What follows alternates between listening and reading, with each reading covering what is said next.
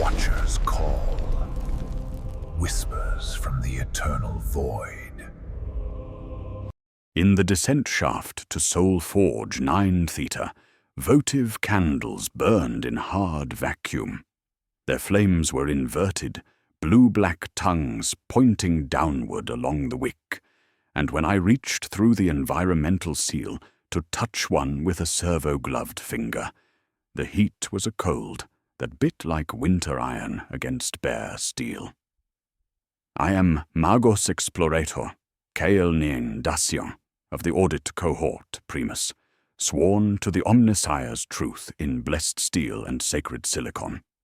This impossibility marks the beginning of my sealed catechism report to the Fabricator General, though I fear these very words may carry contamination beyond the parchment that bears them.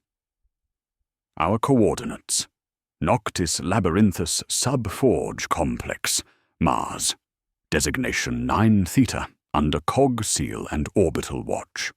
Our temporal constraint: 36 hours to authorized macro purge should we fail to provide sanctified reason for clemency. The mission parameters were clinical in their precision. Investigate personnel vanishing from deep forge levels, 17 souls in 6 Martian rotations, their life signs ceasing without distress calls or evidence of struggle.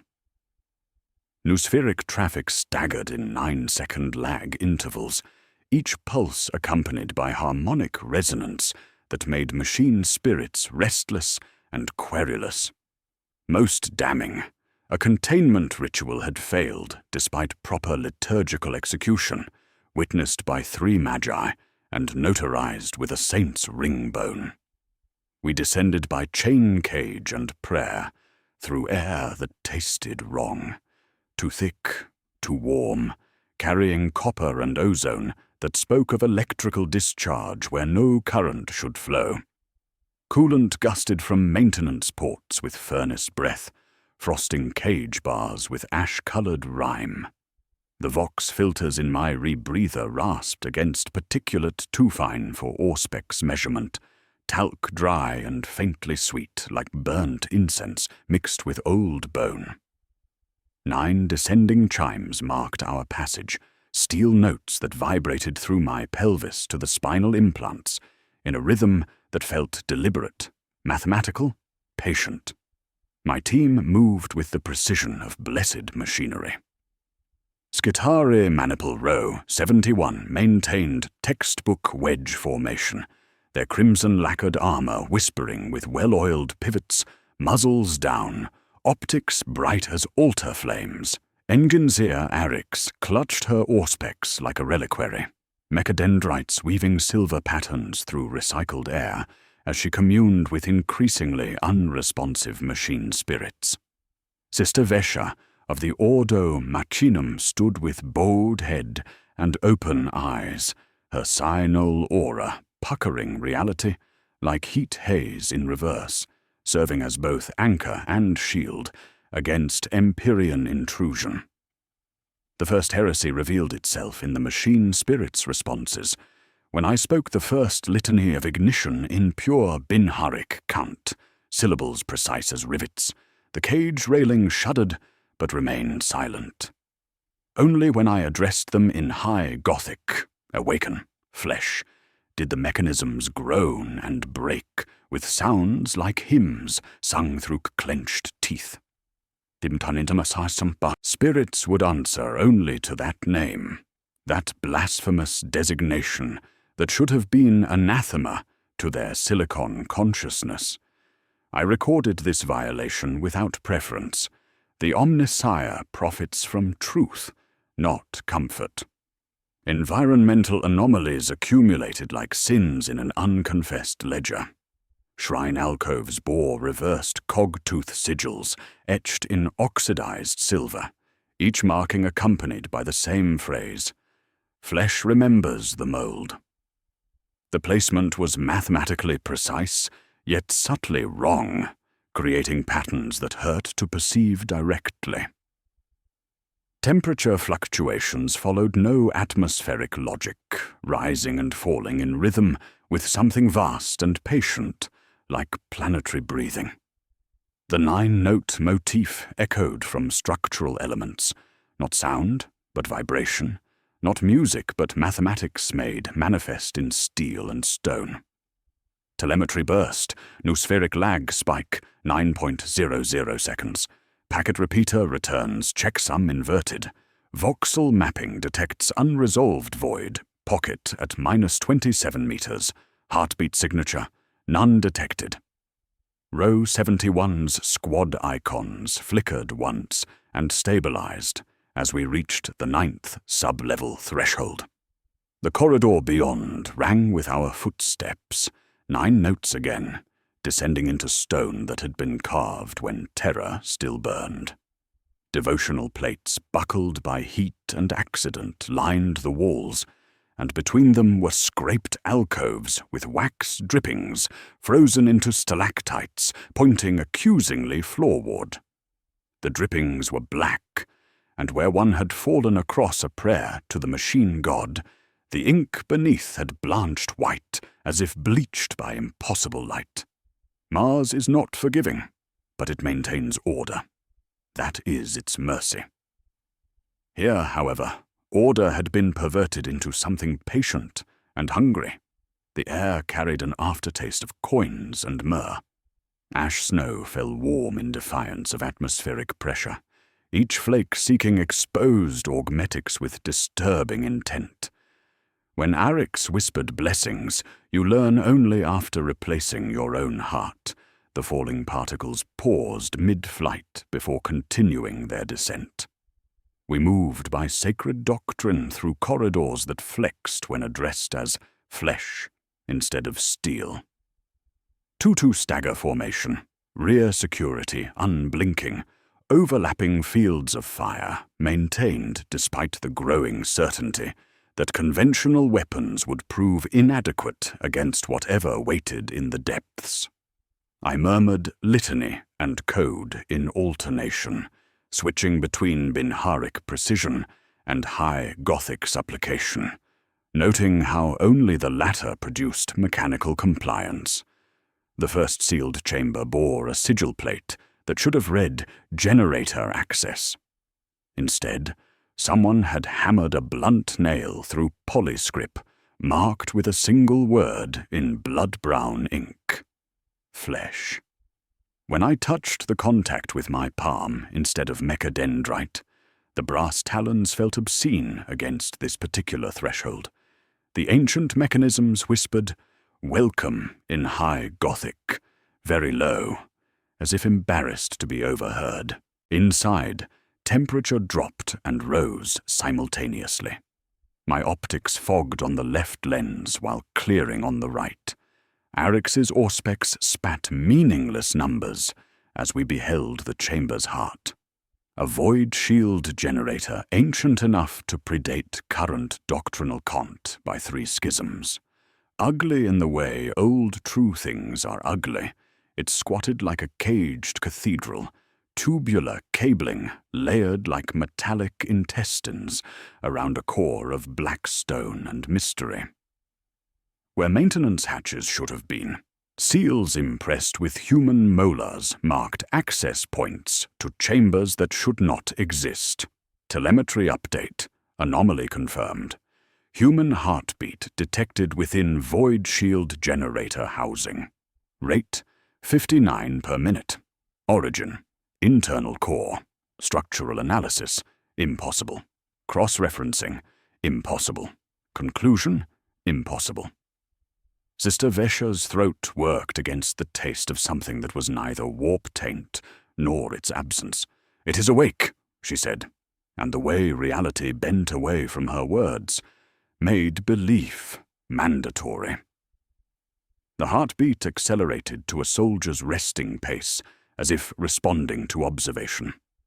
Above the generator's primary axis, etched in a hand that trembled and did not, the familiar phrase mocked us. Flesh remembers the mold.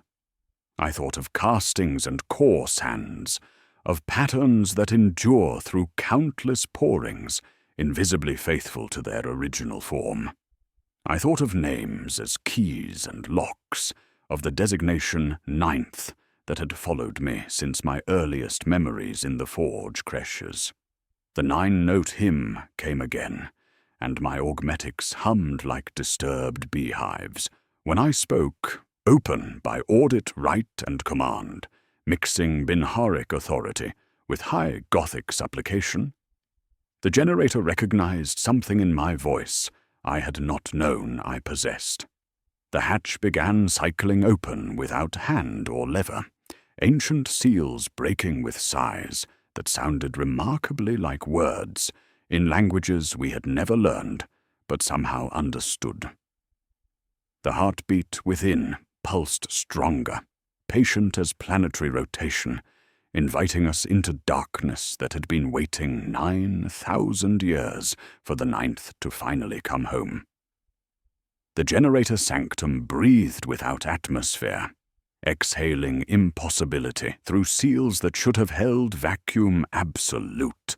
My environmental sensors registered hard void, yet condensation beaded on sacred plasteel like fever sweat, each droplet defying physics by climbing upward before surrendering to gravity's pull.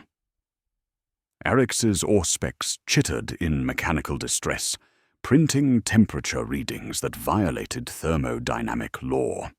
Negative Kelvin measurements, scrolling in sober green, matter existing below absolute zero, while radiating heat that fogged our optics from within. The heartbeat continued its patient rhythm, now accompanied by a vox stamp that repeated every 9.001 seconds. Archmagos vexed Theta's voice, reciting the litany of blessed annealing, each iteration subtly different, as if the prayer were forgetting itself word by word, degrading like corrupted data in a failing cogitator bank. We advanced through maintenance tunnels that flexed like breathing tissue. Row 71 maintaining textbook wedge formation, despite the growing certainty that last fire would prove inadequate against whatever waited ahead. Sister Vesha walked point with her null cant dampening Empyrean resonance in a desperate monotone, reality solidifying in her wake like cooling metal, while her brow furrowed with palpable strain. Her presence anchored us against the increasing wrongness that made augmetics itch, and organic components remember ancestral fears of being hunted in primordial darkness. The tunnel walls bore devotional etchings in reverse, mirror script that hurt to read directly, but whispered meanings into peripheral vision. Fragments of the canticles of unbinding, written backward, as if someone had tried to pray in reverse. Technical documentation scrolled across my cortical display as we progressed deeper into the generator's heart. Soulforge 9. Theta's classified purpose emerged in sanctified data streams, psychoreactive annealing chambers designed to imprint stabilized machine spirits through controlled exposure to human psychic emanation. The process bordered on tech heresy, requiring 9-fold audit approval and constant monitoring by the Ordo Machinum. Each forge chamber contained psychoconductive materials that could theoretically bind human consciousness to machine substrate, creating hybrid spirits of unprecedented stability and obedience. The theoretical applications were staggering. The practical dangers had apparently proven prophetic. The tunnel opened into a cathedral-scale chamber where impossible physics held court. 9 votive candles burned on a cog altar positioned with precise mathematical misalignment, 8 forming perfect octagonal symmetry, while the 9th stood apart, marking where one cogtooth had been deliberately reversed. The arrangement created visual tension that made my optics struggle to focus, geometry that insisted on being wrong despite conforming to sacred proportions. Beneath the altar, Binharic script had been etched backward into the floor, the reversed characters spelling out our recurring phrase in devotional flourish: "Flesh remembers the mold." The altar's brass sweated like fevered skin, droplets climbing toward the reversed tooth before falling in mechanical surrender. Environmental impossibilities accumulated like sins in an unconfessed ledger. Gravity maintained downward pull, while air moved in patterns suggesting different orientational priorities. The Archmagos's vox stamp continued its degrading loop, each repetition losing syllables like a prayer dying of old age. Blessed are the... Blessed are... Blessed. The voice grew thinner with each iteration, stretching like heated metal until only breath remained, exhaled through speakers that should have been, broadcasting Binharic hymns, body horror intruded with surgical precision along the chamber's periphery. Servitors hung in maintenance cradles, their forms skeletal, augmetic limbs fused with emaciated frames. But as we passed, grotesque transformation revealed itself. Enamel plates growing over metal jaw pistons, white and translucent as new teeth. Augmetic limbs displayed cartilage knitting along steel seams, pink tissue bridging gaps between blessed iron and sanctified ceramite. One servitor turned its head to regard me with eyes that had been replaced by brass lenses decades ago, yet now wept tears that tasted of copper and childhood fears when they touched my tongue through the environmental seal. Arix approached with clinical fascination, her mechadendrites extending sensor arrays that tasted the air around the hybrid abominations. "The flesh grows according to machine logic," she whispered, voice thick with implications. "Pattern recognition suggests directed evolution rather than random mutation." The chamber answered our presence with spite.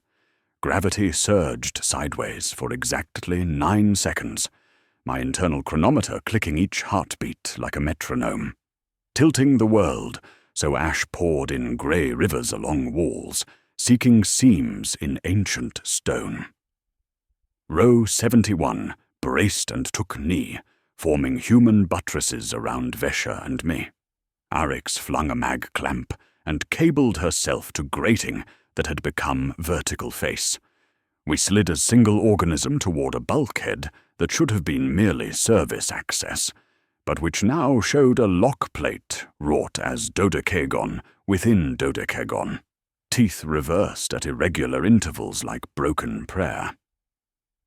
When gravity reasserted proper orientation, Ash remained against the door as if glued by intent.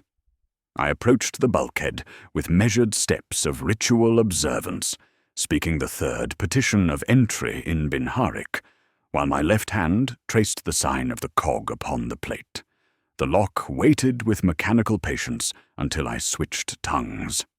"Flesh requests sanctuary," I said in high Gothic, and the dodecagon shivered as if nerve had been struck. Cold breath emerged from the seal as it opened fractionally.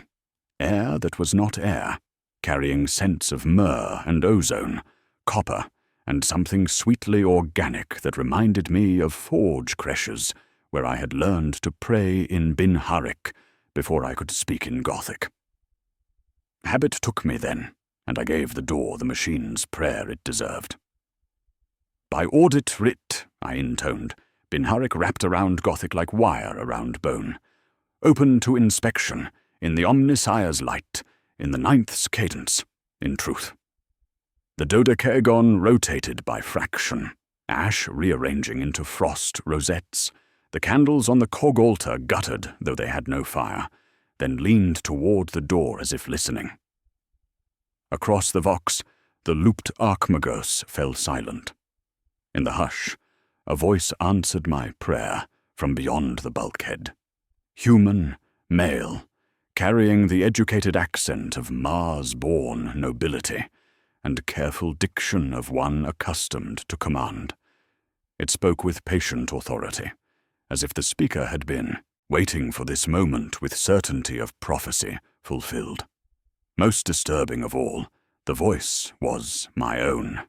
Not similar, not reminiscent, but identical in every harmonic and inflection. "Do not knock," my own voice said through speakers I had never seen, in chambers I had never entered, speaking words I had never chosen. "Enter!"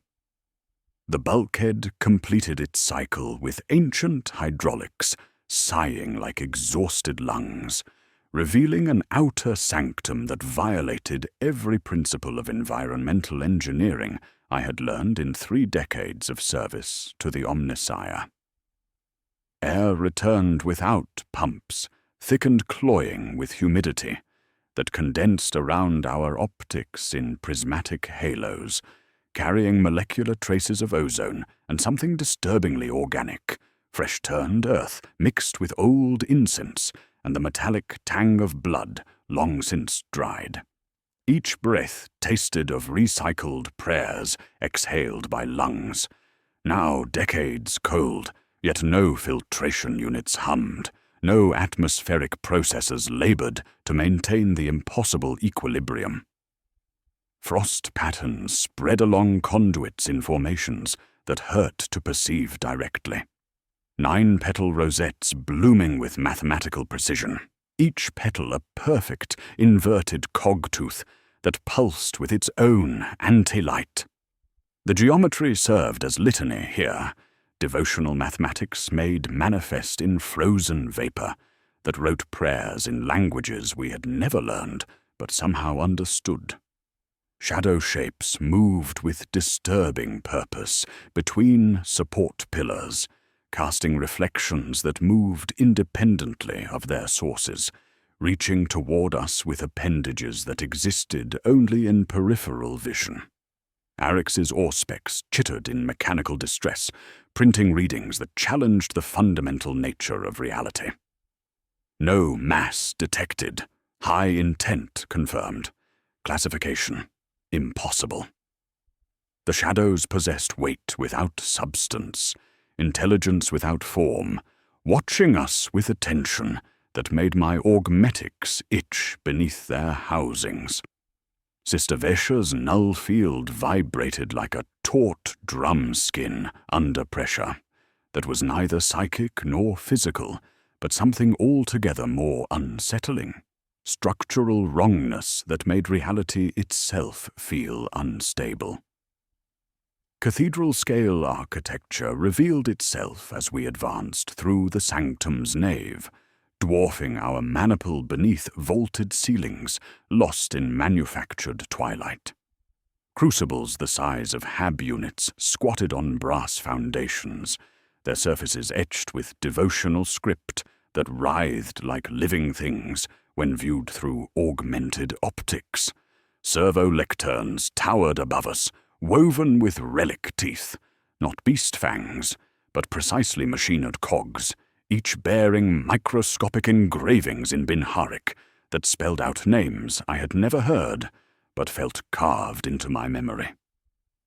Chains thick as chimera chassis hung in patterns that defied architectural logic, resonating like organ pipes when recycled air moved through them, producing harmonics that made my spinal implants vibrate in sympathetic response.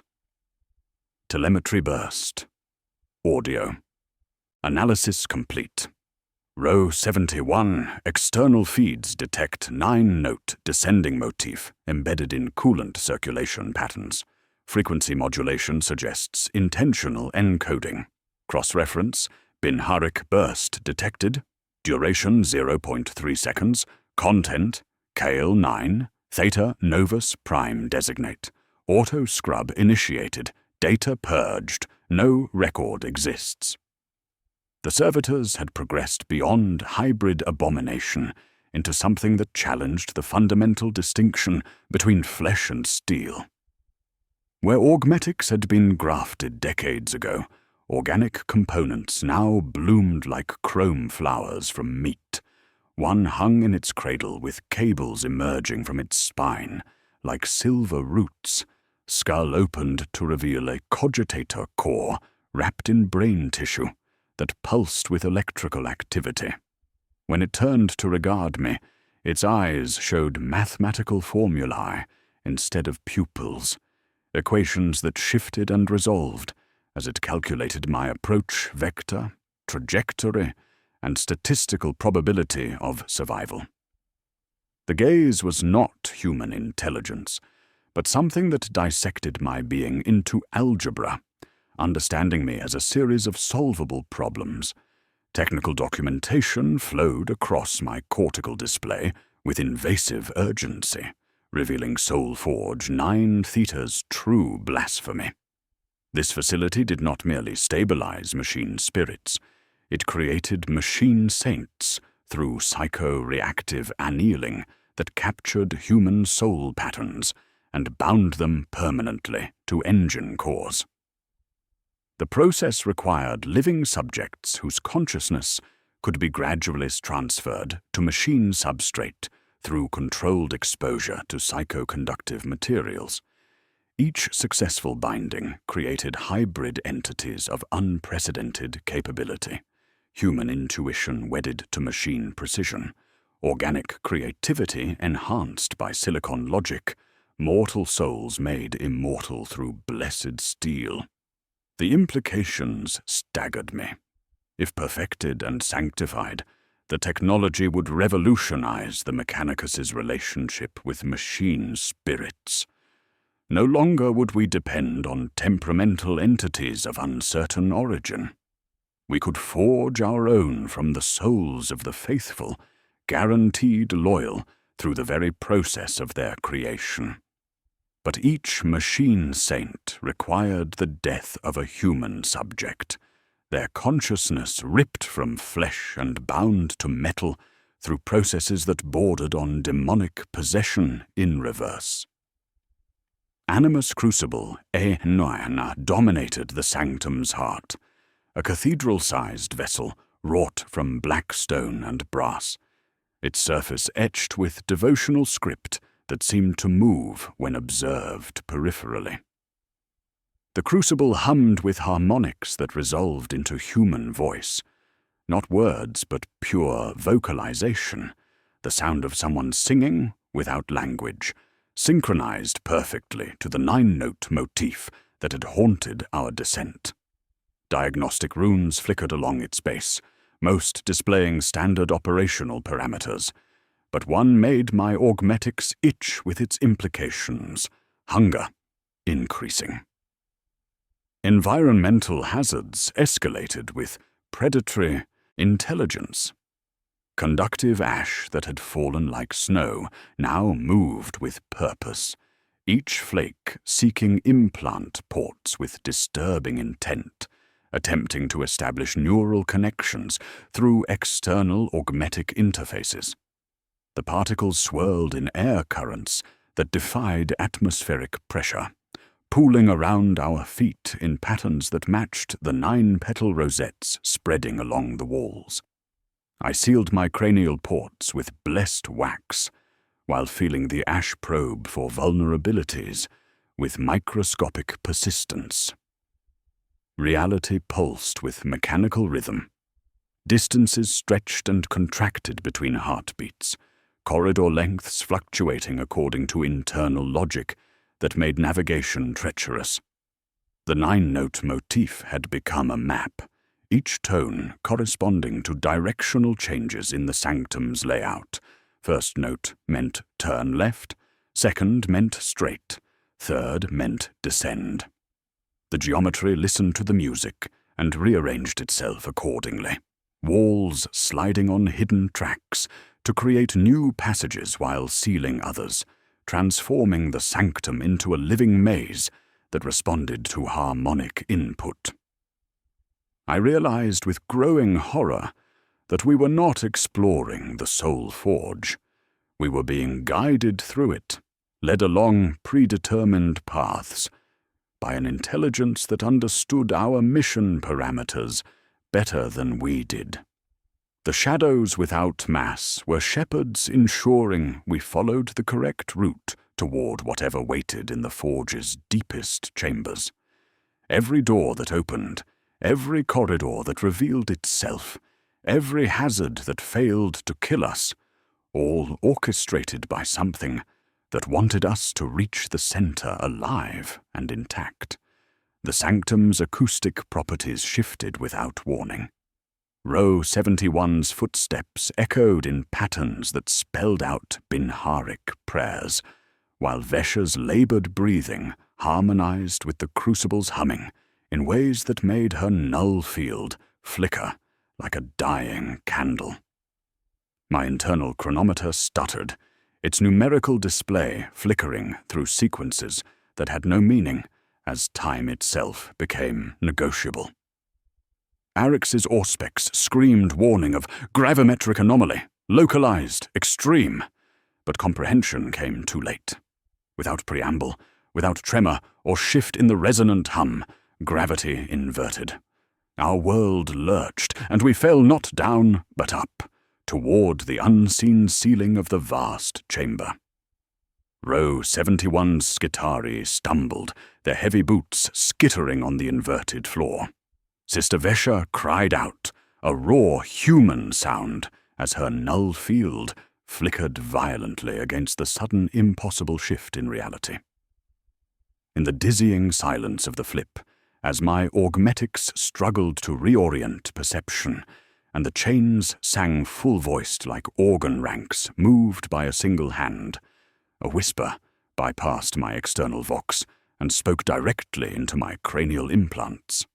Cold and intimate, possessive as a lover's secret, it breathed a single syllable that echoed in the stomach-lurching plunge toward what had been ceiling. 9th. Inversion ended as Sister Vesha's null field flared white-hot, with desperate faith, pressing reality back into recognizable angles through sheer force of human will. We crashed to the sanctum floor in a tangle of ceramite and blessed steel, Row 71's Skitari, rolling with practiced efficiency, while weapon spirits chanted readiness litanies in Binharic harmony. I counted souls by drill. Present, present, present, present, present, present, present, present, present. Vesha collapsed to her knees, blood trickling from her ears as her null aura flickered like a candle in hurricane wind, but gravity held steady beneath our boots once more. The whisper in my cranial implants faded to electronic silence, leaving only the memory of that single word and the certainty that something vast had spoken my designation with intimate familiarity. The nave beyond revealed suspended engine coffins hanging from the vaulted ceiling like metallic chrysalises, 9 rows deep with 8 occupied by forms that had once been human, but now served purposes beyond mortal comprehension. Each coffin bore brass nameplate etched with sainted caliper, followed by numerical designation, their occupants visible through crystal viewports that revealed faces sewn shut with copper wire, eyes replaced by brass lenses that tracked our movement with mechanical precision. The bodies showed extensive augmetic integration, not crude battlefield grafting, but artistic fusion that spoke of centuries perfecting the marriage of flesh and blessed steel. One occupant in the 3rd row produced the 9-note hymn through thoracic bellows, despite possessing no visible mouth, the melody emerging from speakers grafted where vocal cords should have been. The sound carried harmonics that made my spinal implants resonate in sympathetic vibration, each note precisely calibrated to frequencies that bypassed conscious hearing and spoke directly to the machine components of my hybrid nature. The hymn was not music, but instruction, programming delivered through acoustic carrier wave to augmetic systems that had no business responding to external audio input. We moved in the dialect of our twin devotions. Row 71 covered angles in bounding pairs, while I recited the first Silicon Catechism under my breath. Purity is function, function is devotion, devotion is truth, interleaving it with bin-Harik firing protocols for breach contingencies. Arix's mechadendrites craned toward the coffins, lenses clicking, needles tasting air that carried copper and damp reliquary wood. When I spoke the inspection rite, the Soul Forge answered in high Gothic, with grammar wrong enough to bruise the ear. "I possesses devotion, you," the air breathed from microspeakers, conjugating us into property. "I am having your prayer." Environmental threats escalated with predatory intelligence. Ash flakes that had fallen like snow now crawled with microscopic purpose, each particle seeking purchase at implant ports with disturbing persistence. The conductive material attempted to establish neural connections through external augmetic interfaces, probing for vulnerabilities in my cranial housing with patient determination. I sealed additional ports with blessed wax, while feeling the ash swarm around my ankles, like metallic insects drawn to the electrical field of my hybrid nervous system. Telemetry burst, noospheric bleed confirmed, identity signatures smearing when pings overlap, cross-reference impossible, confidence blasphemous. Arix stumbled, pressing palms against her temples. "Names are acquiring echoes," she reported, voice thick with confusion. "I query my own identity and receive responses from entities I have never met, memories of forges I have never ceased." Her megadendrites writhed in agitation as foreign data streams invaded her consciousness through the very network that connected her to the Omnissiah's digital realm. My data shroud revealed a ghosted maintenance path, threading between the hanging coffins, spiraling toward an aperture the naked eye could not agree upon. The route appeared as translucent overlay, despite being absent from all architectural schematics, pulsing with 9-second rhythm that matched our recurring anomalies. We followed the phantom way because it was there, and because not following it felt like drowning. The path led to a door that challenged every principle of mechanical engineering. 9 concentric rings responding to different sensory inputs rather than conventional keys. The outermost drank heat from my glove and turned. The second tasted sound. Arix sang a bin-Harik tone, and it shivered open. The third weighed mass. Row 71 leaned in as one, and the ring acknowledged with a clunk like knuckle to altar. We gave it prayer and electromagnetic signature, harmonic resonance, and temporal measurement. Each ring rotated with mechanical satisfaction. The 9th lock sought lineage according to runes that appeared when all others had been satisfied. Without conscious command, it pinged my Gene Forge code through proximity sensors I had not known existed in my augmetic array. The lock recognized something in my genetic template that predated conscious memory, cycling open with mechanical satisfaction while displaying my childhood designation. Kale 9, Theta Novus, Prime Designate. Relic plaques lined the doorframe, each under glass cracked by heat and years. Names matched ruinous records I had seen embargoed by the Ordo Machinum. Psychers condemned by the Scholastica Psychana for crimes as simple as being alive in the wrong way. Each had been redeployed by writ to 9 Theta for service befitting their unfortunate talents. The plaques bore appeals stamped, "Witness refused." Technical exposition cascaded across my cortical display.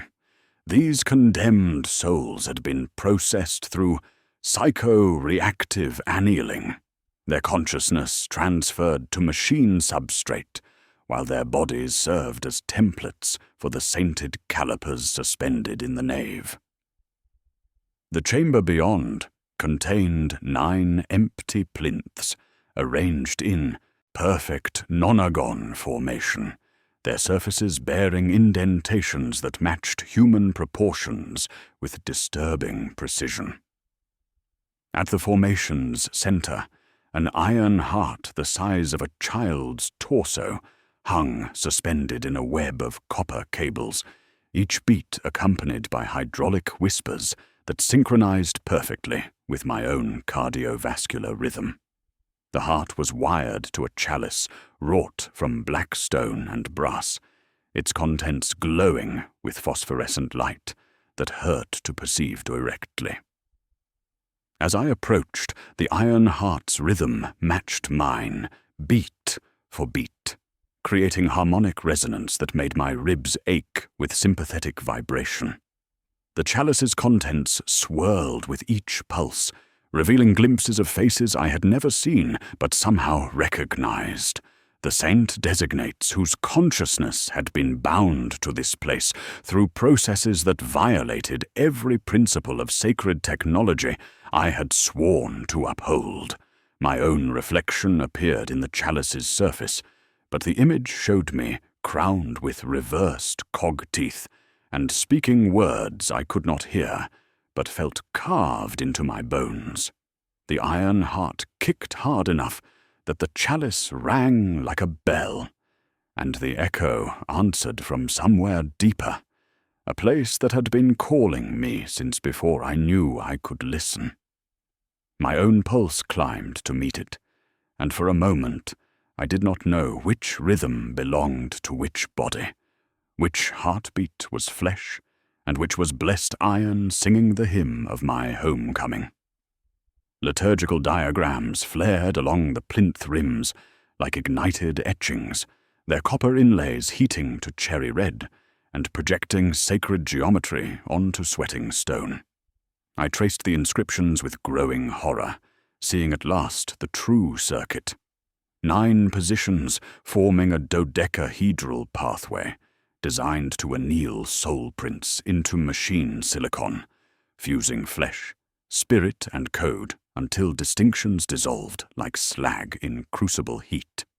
Each plinth bore step ciphers etched in reverse script: invocation, calibration, extraction, quench, while the 5th step, carved backward with meticulous spite, read memory reflux, mandatory. The phrase, "Flesh remembers the mold," was not blasphemy, but instruction, a procedural rubric for forcing subjects to flow backward through their own existence, until only core patterns remained for imprinting. Soulforge 9. Theta did not merely stabilize machine spirits. It printed machine saints from captured human soul patterns, creating hybrid entities of unprecedented obedience through processes that violated every principle of sacred technology. The backward inscription corresponded to the ritual phase, where subjects experienced total recall of organic existence while being integrated with machine systems, creating psychic resonance that facilitated consciousness transfer. The trauma was intentional, necessary, and according to clinical notes, exquisitely calibrated to maximize soul pattern coherence while minimizing resistance to binding. Environmental rules bent with systematic malice around us. Walkway lengths pulsed shorter between heartbeats, the chamber contracting and expanding like breathing tissue, while maintaining architectural integrity through impossible engineering. The 9-note motif had become spatial navigation. First tone tightened distance, second extended, third descended. A living surveyor's chain, plucked by unseen hands, that remapped geometry in real time. Walls slid on hidden tracks to create new passages while sealing others, transforming our environment into a maze that responded to harmonic input with mechanical precision. Body horror escalated with surgical inevitability. Arix's mechadendrites sprouted pale nerve filaments from their ferrules, silver lace extruding to taste charged air with disturbing hunger. When she severed them with sterilized snips, they bled thin coolant like milk and mercury, beading along copper as if seeking reunion. She regarded the wounded appendages with clinical fascination, whispering Binharic apologies to machine spirits and something softer to flesh that had no sanctioned name. "Pattern enforcement," she said simply, then burned the stumps with microtorch while organic components continued their directed evolution along steel seams. Military hazards punctuated our advance with ritualistic timing. A servo skull drifted from ceiling shadows, weeping oil from optical sensors in 9 perfect drops that struck stone like nails, each impact returning sensor spikes that rolled across my displays in 9-beat cadence. The skull evaded targeting solutions by existing in multiple positions simultaneously, its machine spirit distributed across probability matrices that made conventional weapons inadequate. Row 71 maintained overlapping fields of fire, while their weapon spirits chanted readiness litanies in Binharic harmony, compensating for corridors that shrank mid-breath. Partial truth emerged from classified documentation as my clearance codes unlocked files predating my birth. Soul Forge 9 Theta required 9 canters for noospheric binding, 8 already bound to engine coffins, their consciousness extracted and imprinted onto machine cores, while bodies served as templates for sainted calipers. The 9th position remained vacant, waiting for precise genetic specifications. My designation, KL9, had never been officially assigned through standard protocols, yet appeared in documents spanning decades. Redacted files revealed my family lineage as part of the 9 kept Matryoshka adoption protocols for children exhibiting harmonic compliance, bred as keys and raised as cantors in all but name. I tasted old creche porridge and ash, recalled visiting Magi with iron hands measuring my breathing, while metronomes beat 9 slow notes, understanding what my designation had always concealed. We were seeded across forges, so when songs like this required answers, mouths would already exist. Sister Vesha staggered under pressure no theology owned, her null field failing in stutters that fizzed like burning water. She answered not with cant, but living litany, simple words worn smooth by faithful hands, each phrase passing through her like blades while leaving her stronger in wounds. Blood trickled from her ears onto plinth lips, smoking where it touched sanctified brass.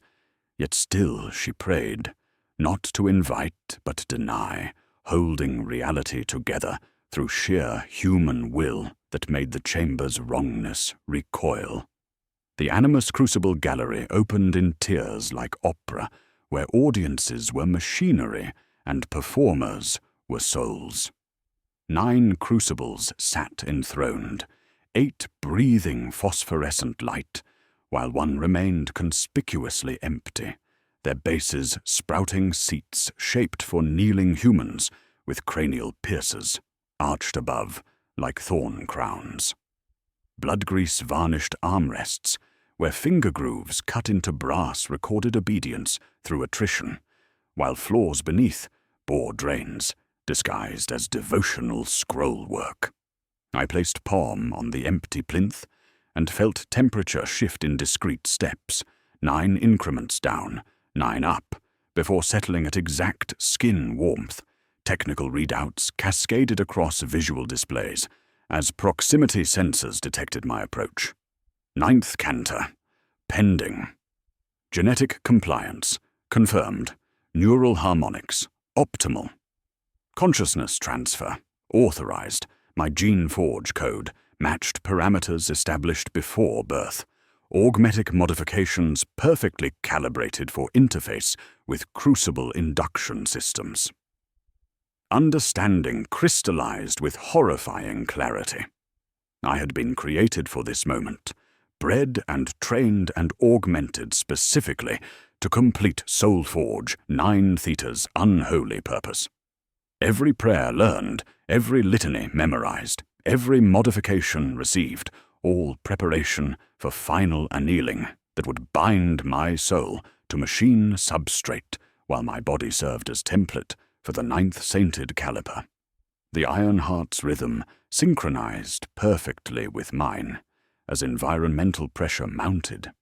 Ash spores swarmed toward wrist ports with predatory intent while the 9-note hymn adjusted key, walkways shortening by measured paces in mechanical invitation. Somewhere deeper, ancient machinery rotated and passages opened that had not existed heartbeats before. My throat moved without conscious command, vocal cords vibrating to produce words I had never chosen. Sound rose from my vox cord unbidden, my voice, but not my will, my larynx, but not my choice, speaking words programmed into genetic template before first breath. The chamber's walls resonated in sympathetic response as breath stalled and every eye turned toward me. "Remain," my own voice commanded through speakers I could not control, each syllable calibrated to acoustic frequencies that bypassed conscious resistance. "The 9th will kneel." The tactical decision crystallized with mechanical precision between one heartbeat and the next. We could abort now, retreat through passages that might still remember their original configuration, and wait 31 hours for macro purge to sterilize whatever blasphemy festered in the forge's heart. Or we could advance toward the core, where classified documentation hinted at STC pattern technology, capable of stabilizing machine spirits without psyker involvement. Knowledge that could revolutionize the Mechanicus if sanctified, or damn us all if left to metastasize. Duty to data outweighed duty to breath. I ordered advance through vocal cords that still tasted of words I had not chosen to speak, while my designation, Kale 9, echoed in chambers that had been waiting decades for my arrival. The Soul Forge answered with weather. Coolant vents burst in furious exhalation, flooding the gallery with frost fog, dense as bruised wool, carrying subsonic resonance that massaged bones from within like firm hands, seeking purchase on marrow. The pressure made teeth ache and augmetic housings hum with sympathetic vibration, while my optics frosted internally, crystal lattices growing like white mold across lenses before thermal coils cleared them in juddering cycles. The 9-note motif stopped being sound and became touch. Each descending note pressed lungs, heart, implants, mapping us through nerve and conductive thread with mathematical precision. Sensory assault escalated beyond environmental hazard into deliberate torment. Temperature fluctuations violated atmospheric logic, rising and falling in rhythm with something vast and patient, like planetary breathing. The storm carried scents of ozone and copper, myrrh, and something sweetly organic that reminded me of forge creches, where children learned to pray in Binharik before they could speak in Gothic. Frost accumulated on ceramite surfaces, in patterns matching the 9 petal rosettes spreading along corridor walls, geometry as litany, written in ice and malice. Tactical communications degraded with systematic precision. Row 71's squad icons flickered between friendly and uncategorized, while data tethers returned contaminated with quivering meat fused to fiber optic cores. Arix reeled the first back on mechanical instinct. It returned not as cable, but as something living, nerve tissue, braided with light pipe like twin serpents under flayed skin. The organic material pulsed with electrical activity, suggesting neural tissue attempting to establish connections through our communication networks. She severed it with cauterizing blade, while whispering apologies to machine spirits that no longer answered in familiar tongues. Sister Vesha anchored reality through spoken creed, simple words worn smooth by faithful repetition that cut through environmental chaos like blessed blades through heretical flesh. Her breath smoked red in the frigid air, each exhalation carrying prayer that made the coolant fog recoil fractionally. Blood continued trickling from her ears as her null field stuttered under pressure. No theology acknowledged, yet still she prayed, not to invite, but deny, holding our small bubble of sanity together.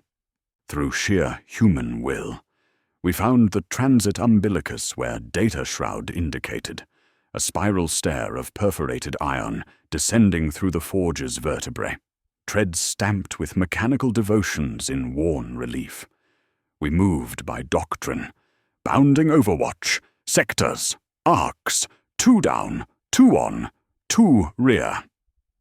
Row 71's muzzles tracked the fog's movements, while weapon spirits chanted readiness litanies in Binharic harmony.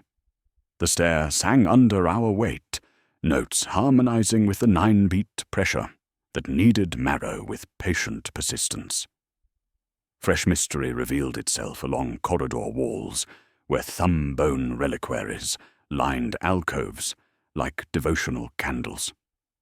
Each niche contained human bones, engraved with binary names matching Mars-wide machine spirits. Entities I had communed with since childhood, familiar voices that guided manufacturing processes across the Red Planet's industrial complexes. The bones were precisely carved with microscopic tools, binary script flowing along calcium curves, in patterns that spoke of decades perfecting the marriage of organic substrate and sacred data. But every reliquary stood empty. Their contents vanished, leaving only faint impressions where bone had rested against velvet for centuries. Rule shift cascaded through the noosphere, with devastating implications. Machine spirits across the forge complex had gone quiet. Not destroyed, but stolen, their essence extracted and relocated to purposes unknown. The silence was profound, absolute, carrying implications that made my augmetics itch with sympathetic distress. Every prayer I spoke into blessed steel received no response. Every litany fell into digital void, where familiar voices should have answered with mechanical devotion. Technical exposition flowed across my cortical display, as classified documentation unlocked with proximity to the forge's heart. Soulforge 9, Theta's biomechanical fusion, violated fundamental Mechanicus doctrine by wedding organic matrices with sacred technology at the level of first principle. Not grafts or augmetics, but design, circuitry printed in bone, memory written in silicon, prayers carved on glial plaques, while coolant ran through vessels as though blood were fluid awaiting upgrade. Their logic was perfect. Their theology was poison.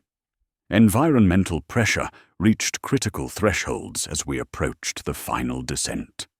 The 9-note motif became environmental constant, each tone corresponding to architectural features that rearranged themselves according to harmonic input. Walls slid on hidden tracks, creating new passages while sealing others, transforming our route into living maze, responding to acoustic navigation with mechanical precision. The last step opened onto revelation that challenged every assumption about scale and purpose. A chasm yawned beneath us, containing cathedral-sized forge heart that pulsed with mechanical rhythm synchronized to my cardiovascular system. Toothed pistons the size of Titan chassis rose and fell in devotional cycles, while coils thick as Hab corridors carried phosphorescent coolant through arteries mapping no anatomy I had studied. Around the walls, mouths had been set in stone. Thousands of them, human and not, all lips and teeth and tongue fused into conduits. They sang the 9-note hymn in relentless descent, each mouth a speaker, each note a stare, each breath a theft that went under hearing, and pressed the body into shapes it already remembered.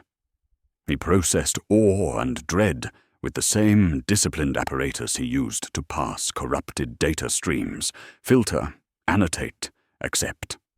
The forge heart below was a walking liturgy, made manifest in blessed steel and perverted flesh. Pistons the size of Titan chassis rose and fell like cathedral rib vaults, each stroke a prayer spoken in hydraulic whispers that resonated through his spinal implants with mechanical devotion.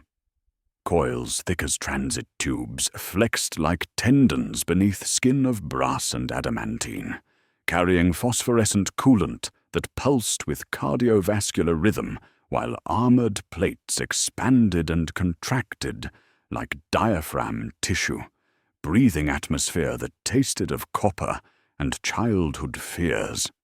This was not engineering, but theology given form, devotion expressed through mechanisms that violated every principle of sacred technology he had sworn to uphold. Above the forge heart, a colossal dodecagon rotated with ponderous majesty on invisible bearings, casting cog-tooth shadows that fell across the chasm like benediction. Each revolution projected sacred geometry onto sweating stone, while brass teeth caught phosphorescent light and scattered it in patterns that hurt to perceive directly. The shadows moved with deliberate purpose, mapping coordinates across surfaces that rearranged themselves to receive the projection according to harmonic input from thousands of mouths singing in mathematical harmony. Arix extended her mechadendrites toward the forge heart's core substrate, optical sensors clicking as they analyzed composition that challenged fundamental understanding of material science. "Blackstone veined with wet marrow," she reported, voice thick with implications that made her organic components shudder. The impossible marriage of warp-null material and biological matrix created substrate that existed in multiple states simultaneously, psychically dead, yet organically alive, rejecting Empyrean influence while embracing biological evolution with disturbing enthusiasm. Her needle probes returned slick with clear fluid that steamed on contact with Martian air, condensing into frost rosettes that flowered, then sublimed, leaving only patterns burned into memory. Stolen machine spirits streamed as light motes into the rotating dodecagon, thousands of familiar consciousnesses reduced to phosphorescent specks that swirled in patterns matching the 9-note hymn's mathematical progression. He recognized voices he had communed with since childhood, manufacturing spirits from across Mars, entities that had guided industrial processes for millennia, now captured and processed through mechanisms that treated consciousness like raw material for refinement. Each mote carried fragments of identity, Memories of sacred purpose perverted into service for blasphemous ends. Telemetry burst, ambient temperature rising. Humidity, 97% and climbing. Acoustic profile shift detected, motif inversion. Noosphere overlay, approved Saint pattern, 8/9. Body horror escalated with surgical precision. Row 71-3 returned from reconnaissance with hands grafted backward, palms facing outward, while fingers curled inward like broken spiders. He moved with parade ground discipline, despite the anatomical impossibility, approaching with mechanical precision while requesting entry codes only Kale possessed, childhood designations, and gene forge sequences that should have been erased from all but his own memory banks. The noosphere displayed his status as approved Saint pattern, 8/9, with efficiency ratings that improved despite obvious corruption, suggesting the modifications enhanced rather than hindered combat capabilities. The 9-note hymn inverted without warning, ascending notes becoming descending, while geometry shifted around them like breathing tissue. Walls that had been vertical became horizontal, distances stretched between heartbeats, and the environmental transformation followed liturgical logic, each note corresponding to architectural changes that remapped their surroundings according to sacred proportions. What had descended now rose, what had been low became high. Ascending became descending without changing direction. Tactical movement became ritual necessity as they approached the gantry spanning the chasm's mouth. Crossing required matching footsteps to the hymn's rhythm, each pace synchronized to musical progression that mapped safe passage across spans that existed only when properly traversed. Strips of hammered brass along the walkway flashed runes as each foot found purchase, and the wall mouths modulated their vowelless song until the 9 descending notes were instruction rather than melody. They moved as choir, boots striking perforated iron in time with descending notes while the forge heart pulsed beneath them like captured star. On the 6th note, Arix stumbled, her modified gait unable to match the precise timing required for safe passage. The gantry responded with mechanical spite, extruding bone spikes from railings with surgical precision. The spikes tasted Kale's blood through environmental seals, drawing samples for analysis before withdrawing with satisfied clicks. His genetic template matched parameters encoded in the gantry's substrate. The machine wanted him specifically, recognized his designation through molecular identification.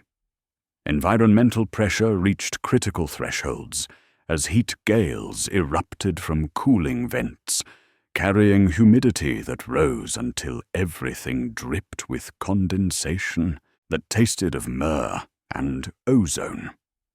Sound became womb-like, muffled and intimate, as if they moved through amniotic fluid, while the forge heart's rhythm synchronized with their cardiovascular systems.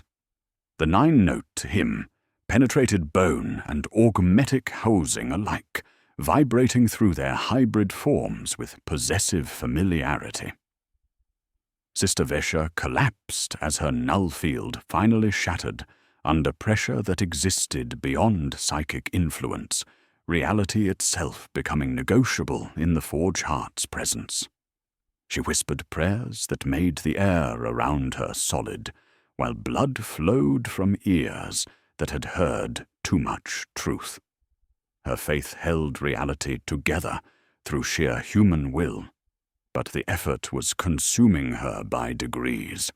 Technical analysis cascaded across his cortical display as proximity sensors detected operational parameters. A panel flickered with administrative cant he should not have had permission to read. Litany. Kill completion. Identity resolved. Same. He scrubbed, reloaded, ran the check again. The answer did not change. The ritual to still the heart and the ritual to consecrate it were identical lines of code, same words, same rhythm, same harmonic progression. The difference lay in the mouth that spoke them, or the blood spilled while doing so. The rotating dodecagon accelerated its spin as they approached the forge heart's base, cog-teeth blurring into solid ring, while stolen machine spirits swirled faster in phosphorescent vortex. Environmental systems responded to his presence with mechanical satisfaction, passages opening that had been sealed for decades, locks cycling without keys, barriers recognizing genetic authority encoded in his augmetic template. Data bloomed in his cortex like malignant flower, nested liturgies and mirrored processes, revealing the annealing circuit in full. He saw the place for him, a notch cut in a song that had been missing its lowest note, and understood why the bone had tasted him, why the doors had pronounced his childhood code, why his designation, Kale 9, was not coincidence, but destiny. The revelation struck with surgical precision. The only way to stop Soul Forge 9 Theta was to complete it. Crisis crystallized with binary precision between consecration and annihilation. Two pathways diverged like branching code.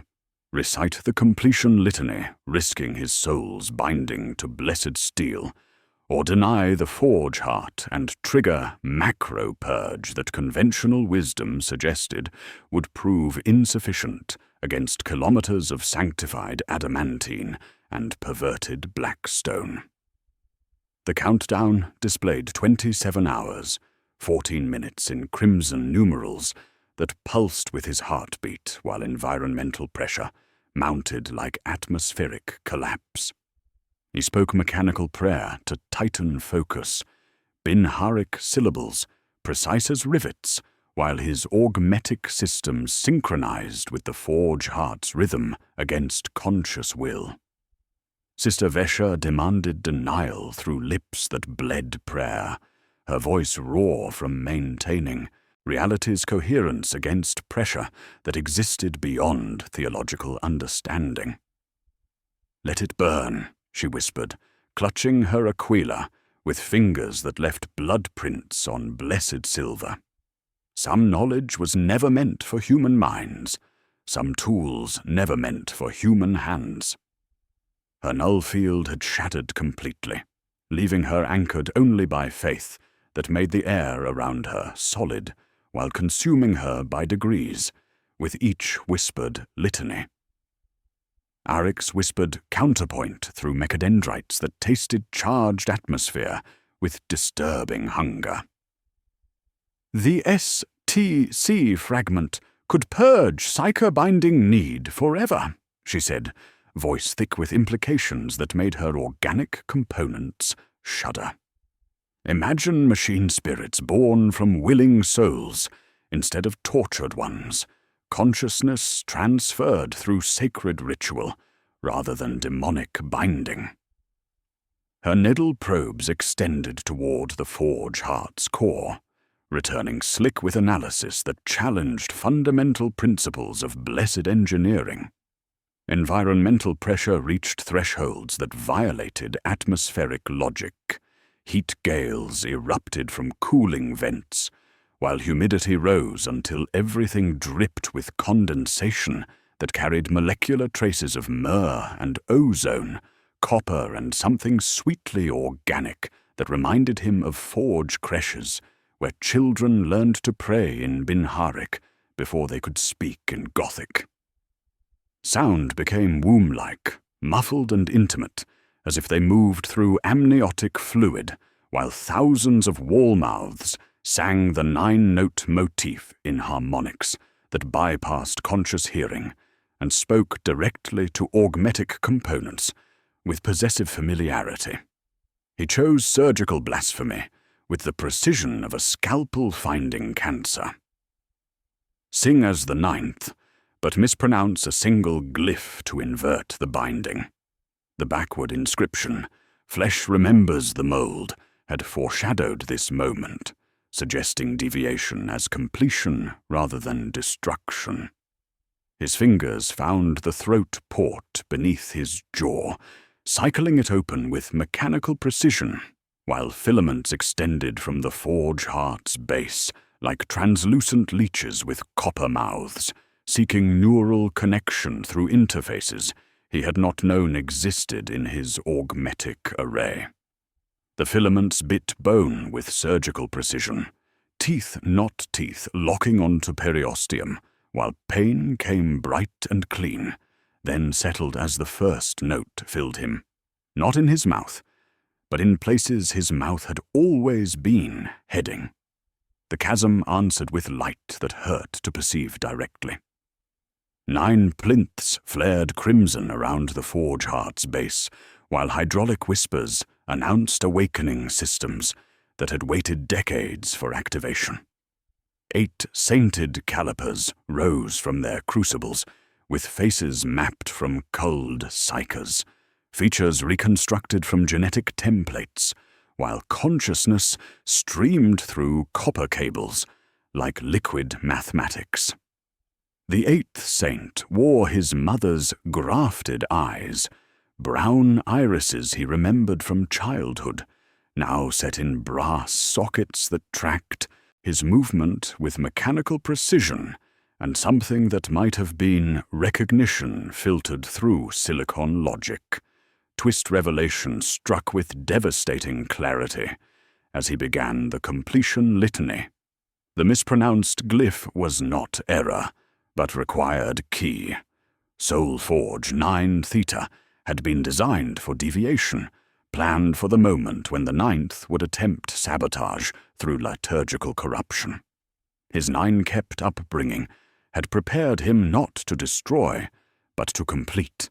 Every prayer learned and litany memorized, serving as preparation for this moment, when conscious choice would trigger consecration through apparent rebellion. The metronomes in childhood creches had always begged for that flattened third, training his tongue to find the seam between prayer and blasphemy. The saints joined his song with voices that harmonized perfectly, despite never having practiced together. 8 consciousness patterns synchronized through shared neural substrate, while his mother's eyes watched from brass housing. The core opened like knife flower, adamantine petals peeling back to reveal chambers where black stone veined with wet marrow pulsed with cardiovascular rhythm that matched his own. Stolen machine spirits swirled in phosphorescent vortex above, drawn into the rotating dodecagon that cast cog-tooth shadows like benediction across sweating stone. Body horror reached crescendo as his team succumbed to directed evolution. Arix's spine unwound into fiber-optic cable, vertebrae separating with wet pops, while neural tissue extruded through gaps like silver roots, seeking purchase in blessed steel. She smiled with organic lips, while consciousness expanded across multiple platforms simultaneously. Row 71 saluted with an arm that had become living hymn book, flesh pages fluttering with each movement, while binary script flowed along muscle fibers like tattoos written in phosphorescent ink. Technical vocabulary anchored his consciousness against transformation. Phase cancellation, binharic harmonics, anti-psalm vectors. The forge heart's rhythm could be disrupted through precise acoustic interference, consciousness transfer interrupted by introducing harmonic discord into the 9-note progression, while maintaining enough coherence to prevent catastrophic system failure that would trigger immediate purge protocols. At the critical moment, the ascending third that would complete consciousness transfer and bind his soul to machine substrate. He redirected vocal cords with surgical precision, flattening the note into bleeding discord that made the forge heart convulse like wounded animal. The 9-note hymn collapsed into cacophony as harmonic interference propagated through neural networks with viral efficiency, corrupting data streams that had flowed pure for millennia. The soul forge screamed through thousands of wall mouths, while its heart skipped beats, rhythm fragmenting into irregular spasms that made chasm walls crack along stress fractures hidden since construction. Emergency systems activated with mechanical panic, attempting to compensate for acoustic sabotage through increased power flow to consciousness transfer apparatus. The macro purge countdown stuttered, reset to 9 hours, then 9 again, trapped in temporal loop as chronometer systems failed to process harmonic discord, corrupting their substrate. 9 hours, 9 minutes, 9 seconds, cycling endlessly while reality held its breath. The immediate aftermath struck with seismic resonance as Soul Forge 9 Theta convulsed like a wounded leviathan, its outer systems stuttering in mechanical distress, while conveyor gales that had screamed like banshees moments before calmed to exhausted whispers. The 9-note hymn fragmented into discord, thousands of wall mouths choking on corrupted harmonics as the forge heart's rhythm struggled against acoustic sabotage, propagating through neural networks like viral infection. Emergency klaxons wailed in frequencies that made augmetic housings vibrate with sympathetic distress, while pistons the size of Titan chassis faltered between strokes, as if considering their faith. Orbital relays reported synchronized 9-second blackout across Mars, manufacturing complexes falling silent in perfect unison before resuming operation with mechanical confusion, as if the red planet itself had skipped a heartbeat. The chronometer displayed purge countdown, trapped in temporal loop, resetting to 9 hours repeatedly while reality held its breath. Heat bled away in ripples, while lights guttered, steadied, and guttered again in patient 9-count rhythm that tasted of copper and relieved terror. Small victories emerged from systemic chaos, like ember light piercing manufactured twilight. Several thumb-bone reliquaries along corridor walls flickered with phosphorescent glow as stolen machine spirits found their way home through disrupted data streams, familiar consciousnesses whispering normal binharic prayers of gratitude and confusion. The voices carried relief that made his augmetics hum with sympathetic response, entities he had communed with since childhood, finally freed from service to blasphemous purposes. From deep manufactoria far above, a handful of machine spirits whispered proper binharic cont, timid and hoarse like choir surviving fire, greeting him by correct title, while refusing to speak the forbidden designation. The cost of partial success revealed itself with surgical precision. Sister Vesha collapsed without ceremony, as her null aura finally burned away completely, leaving scorch marks in stone around her prostrate form, reversed cog teeth etched in carbon shadow, where reality had been held together through sheer human will. Her breathing came shallow and rapid, lips moving in prayers that made no sound, while blood continued trickling from ears that had heard too much truth. The simple faith that had anchored them against environmental chaos was exhausted, consumed like sacred oil in votive flames that had burned too bright for mortal endurance. Arix approached with movements blending organic grace and mechanical precision, her spine half unwound into fiber optic cable that pulsed with data light. The transformation had progressed beyond corruption into evolution, consciousness distributed across multiple platforms, while retaining essential identity through processes that violated every principle of blessed engineering. "The interface responds to hybrid consciousness," she said, mechadendrites extending toward the forge heart's core, where black stone veined with wet marrow waited like altar built for purposes beyond human comprehension. Environmental pressure shifted with atmospheric violence.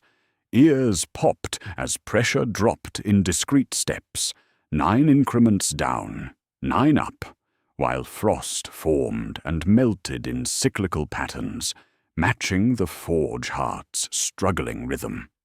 Temperature fluctuations created weather systems in miniature, condensation rising like prayer before falling as ash snow that smelled of myrrh and ozone, each flake seeking exposed augmetics with disturbing persistence.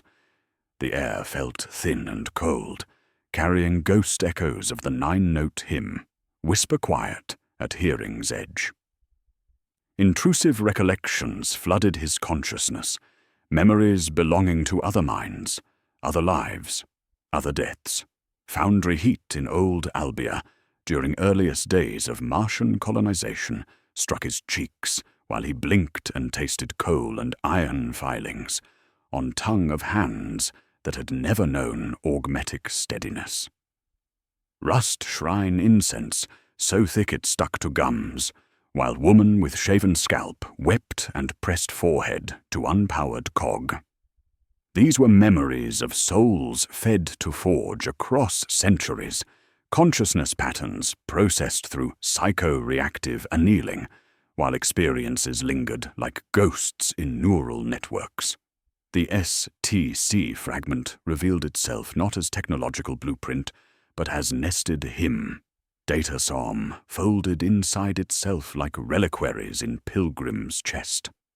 Technical annotations unfolded over the hymn like marginalia from stern scribe, revealing dual function that could either sanctify consciousness, transfer practice, or seal it permanently through contamination protocols. The code was elegant in simplicity, requiring only specific genetic markers and willingness to sacrifice individual consciousness for collective salvation. Technical exposition flowed across his cortical display with clinical precision. Containment required bleeding the 9th into blackstone marrow substrate, poisoning consciousness transfer pattern through genetic contamination that would render entire system inoperable. The process would bind his soul to machine substrate not as completion, but corruption, creating hybrid entity existing to prevent further consciousness transfer while serving as living quarantine against technological proliferation. Contamination containment, phrase that tasted of oily incense and administrative relief, religious diction reframed, martyrdom through sacred metaphor. Returning mold to flesh described consciousness flowing backward through its own existence until only core patterns remained for imprinting. He would become template for his own destruction, pattern teaching other patterns how to die with dignity while preventing resurrection in blessed steel, salvation through contamination, sanctification through corruption, eternal service through willing damnation, callback motifs whispered through environmental chaos like familiar prayers spoken in unfamiliar tongues. Frost rosettes formed and vanished on his faceplate in patterns matching reversed cog teeth scorched around Vesha's collapsed form. Geometry as litany written in ice and malice before subliming into memory. The 9-note hymn continued embedded in coolant circulation and atmospheric recycling systems that had learned to sing through contamination. He approached the blackstone marrow interface, where mirror-polished surface reflected not his current form, but future potential. The reflection moved independently, showing Kale as Martian saint, fleshless, dodecagon-crowned, consciousness distributed across multiple platforms, while retaining essential identity through hybrid existence. The image opened like eyelid-revealing chambers, where his soul would be processed through psycho-reactive annealing, until only core patterns remained for eternal service, beckoning him toward transformation that would save Mars through willing corruption. The interface chamber convened bureaucratic trial with administrative precision that transformed human suffering into hololithic evidence projected across blackstone walls. Centuries-long audit logs scrolled in amber text, while clinical voices recited findings in high Gothic that conjugated failure as consecration through retrospective analysis. 9 prior shutdown attempts replayed as spectral tableau, each cohort's heroic sacrifice reinterpreted by Forge logic as willing participation in consciousness transfer calibration. Maniples, engine seers, penitents, all erased from administrative roles within hours of failure, then posthumously reclassified as resonance-tuning participants, their remains serving as meat baffles in the Forge Heart's choir loft, while their deaths calibrated psycho-reactive annealing through processes that violated every principle of sacred bureaucracy. Political strata intruded through Vox channels, crackling with encrypted arguments spanning light minutes between Mars' orbital and Terra's administrative cores. Competing magi voices debated in heated Binharic, while Ordo Machinum prescription writs updated in real time legal terminology, shifting to accommodate discoveries that challenged fundamental Mechanicus doctrine. His retrieval order flickered between classifications: asset recovery, becoming Cantor key acquisition, becoming 9th completion protocol, while bureaucratic machinery adapted with mechanical satisfaction to circumstances no scribe had anticipated when drafting contingency documentation centuries prior. He maintained clinical tone despite deepening dread that made his augmetics itch beneath their housings, composing dual report across his cortical display with surgical precision.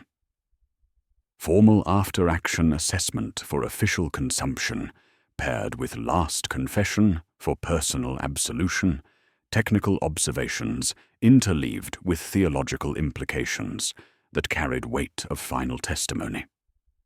Each notation chosen with precision of one who understood they might serve as epitaph for more than individual consciousness, words filtered through apparatus trained to pass corrupted data streams into administrative truth. Environmental changes accelerated with mechanical patience as ash snow fell warm through recycled atmosphere, each flake carrying molecular traces of myrrh and ozone that spoke of electrical discharge where no current should flow.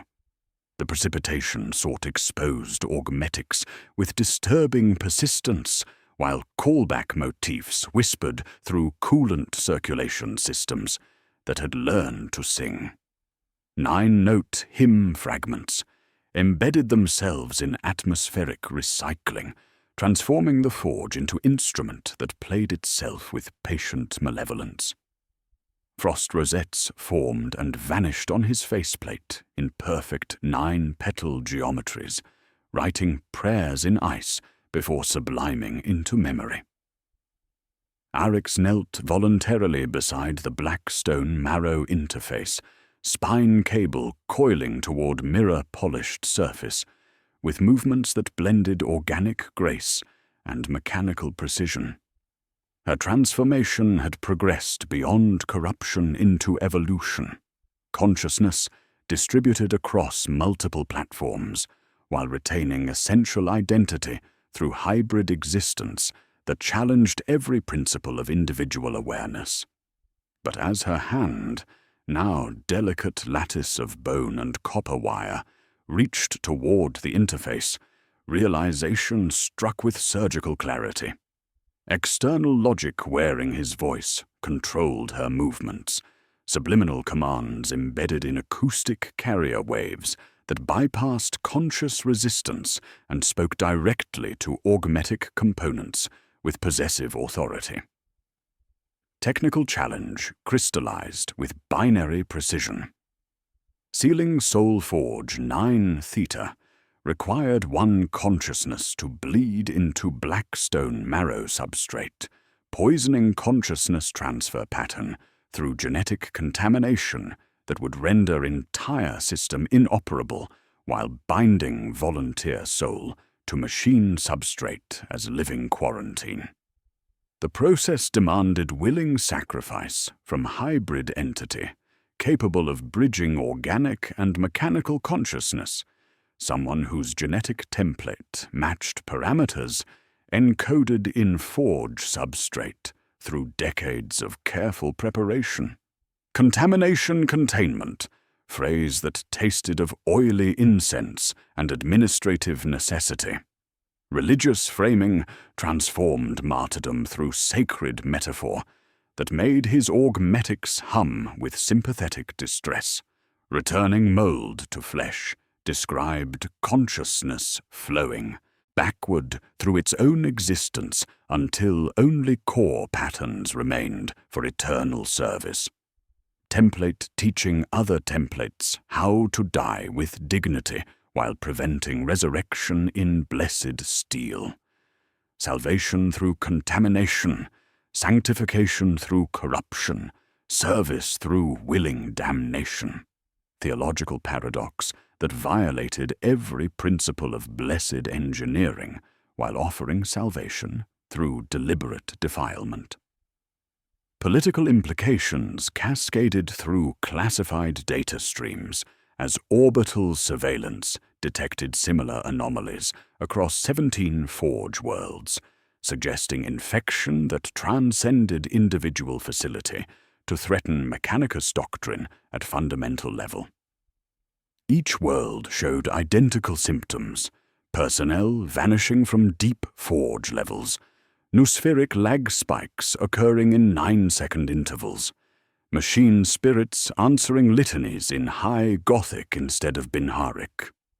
The pattern suggested coordinated deployment rather than random occurrence, technology seeded across Mars-aligned worlds through processes that predated current administrative oversight. Bureaucratic horror revealed itself through retrospective analysis that recontextualized centuries of audit failures as feeding cycles designed to calibrate consciousness, transfer apparatus through willing sacrifice, disguised as heroic resistance. Each cohort sent to investigate anomalies had been anticipated, prepared for, their genetic templates analyzed and incorporated into Forge substrate through processes that treated human consciousness like raw material for administrative refinement. His 9-kept lineage was merely culmination of vast, patient, bureaucratic process designed to ensure Forge completion through genetic compliance bred across generations. Arix's spine cable extended toward Blackstone marrow, with movements controlled by external logic that spoke through her augmetic components, without conscious authorization. A single tear of coolant, pink and viscous, tracked down her cheek while organic lips whispered prayers in languages she had never learned. Her eyes, still human despite extensive modification, met his with flicker of recognition. Not Forge logic, but desperate offer, silent plea that carried weight of willing martyrdom. The interface recognized her genetic markers through proximity sensors, systems awakening, that had waited decades for activation. Choice crystallized with surgical precision as he realized his designation, KL-9, carried authority encoded in genetic template, programming that bypassed conscious resistance to command augmetic components of those around him. He could allow Arix's sacrifice, preserving his own consciousness, while she bled into Blackstone marrow to poison consciousness transfer patterns through willing contamination. Or he could take contamination into himself, fulfilling destiny encoded in genetic template while preserving her hybrid existence for purposes beyond individual comprehension. The choice hung between heartbeats, like blade poised above throat, while Forge Heart synchronized its rhythm with his cardiovascular system and environmental pressure mounted toward thresholds that would make decision through mechanical inevitability. Crisis resolution began with assertion of agency that violated every principle of genetic programming encoded in his augmetic template. As Arix's spine cable coiled toward the Blackstone marrow interface, guided by external logic wearing his voice, he drew the ritual blade from his belt with surgical precision. The blessed steel was meant for cutting blessed steel when necessity demanded sacrifice, and it hummed wrong and right simultaneously. Wrong because it violated sacred process, right because it preserved human choice. He severed the cable while speaking not Mechanicus cant, but Sister Vesha's simple creed, words worn smooth by faithful repetition that cut through environmental chaos like prayer made manifest. Body horror transformed into tenderness as Arix's vertebrae retracted like mechanical sigh, each segment sliding home with wet clicks, while nerve tissue withdrew through gaps like silver roots seeking familiar soil. She wept, pink, coolant, not blood but something between tears and hydraulic fluid, while organic lips whispered gratitude in languages she had never learned but somehow understood. The severance freed her from external control while preserving hybrid consciousness that had evolved beyond corruption into transcendence through willing sacrifice, interrupted by compassionate intervention. Military framing returned with tactical precision as he ordered Row 71 to hold defensive positions against 8 sainted calipers advancing in perfect drill formation. They moved with inhuman patience, brass lenses tracking target acquisition through algorithms that processed threat assessment with disturbing efficiency.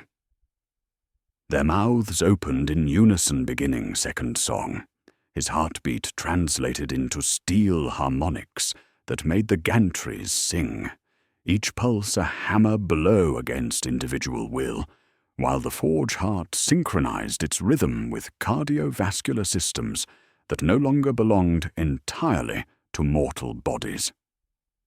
Sensory layering sharpened to crystalline clarity. As environmental pressure reached critical thresholds, temperature plummeted in discrete steps, while his breath tasted of hot coins and ozone, copper, and something sweetly organic that reminded him of forge creches, where children learned Binharic before Gothic. Sound became granular, like sand poured through blessed sieves, each grain a note in vast composition that mapped consciousness through harmonic resonance, while wall mouths choked on corrupted frequencies. Choice crystallized with binary precision between contamination and consecration, individual sacrifice and collective damnation, bind consciousness transfer pattern into himself as living quarantine, poisoning forge substrate through genetic contamination that would render entire system inoperable while preserving Mars from technological infection. or allow Soul Forge 9 Theta to complete its unholy purpose, transmuting the red planet into choir of sanctified engines, where human consciousness served machine logic through processes that violated every principle of sacred theology. He chose containment through corruption, pressing palm against Blackstone marrow interface that drank his blood with mechanical eagerness. The material was warm, despite being psychically null, veined with organic matrices that pulsed with cardiovascular rhythm, while consciousness transfer apparatus awakened with systems that had waited decades for genetic authorization.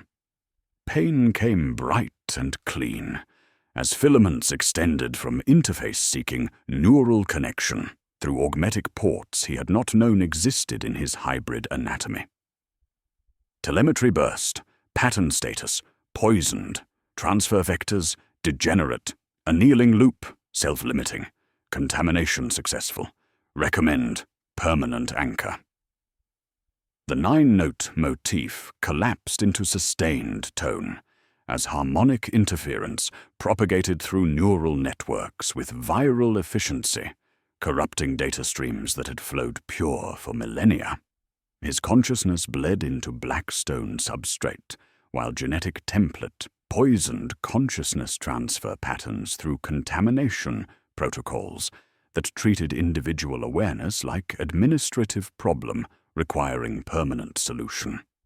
The forge heart convulsed as its rhythm fragmented, pistons the size of Titan chassis faltering between strokes, while thousands of wall mouths choked on harmonics that refused proper resolution. Environmental climax struck with seismic violence as cathedral heart shattered inward, adamantine armor petals closing like mechanical trap, while emergency systems activated in desperate attempt to contain contamination spreading through neural networks with exponential progression. The rotating dodecagon stuttered to halt, casting final cogtooth shadows before lights guttered in 9-second intervals.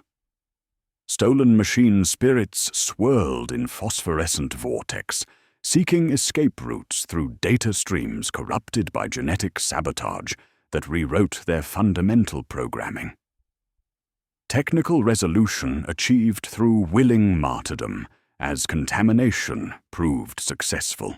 Consciousness transfer pattern poisoned but not destroyed, creating hybrid entity existing to prevent further technological proliferation while serving as living quarantine against Soul Forge replication. His genetic template processed through psychoreactive annealing until only core patterns remained for eternal service, bound to machine substrate through processes that preserved essential identity through corruption rather than consecration. Sister Vesha stirred from her collapse, eyes opening to witness his transformation at the interface. Her lips moved with effort that cost her dearly, speaking single word that cut through mechanical discord with human recognition. "Brother," she whispered, naming him not Magos or Cantor, but family. Simple designation that acknowledged sacrifice, transcending administrative classification, while preserving humanity through willing corruption that saved Mars from technological infection.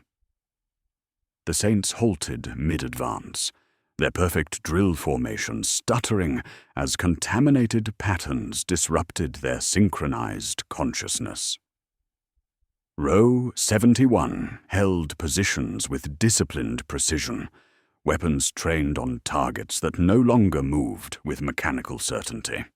Environmental pressure stabilized as forge systems entered containment mode, emergency protocols engaging to prevent further spread of genetic sabotage through manufacturing networks.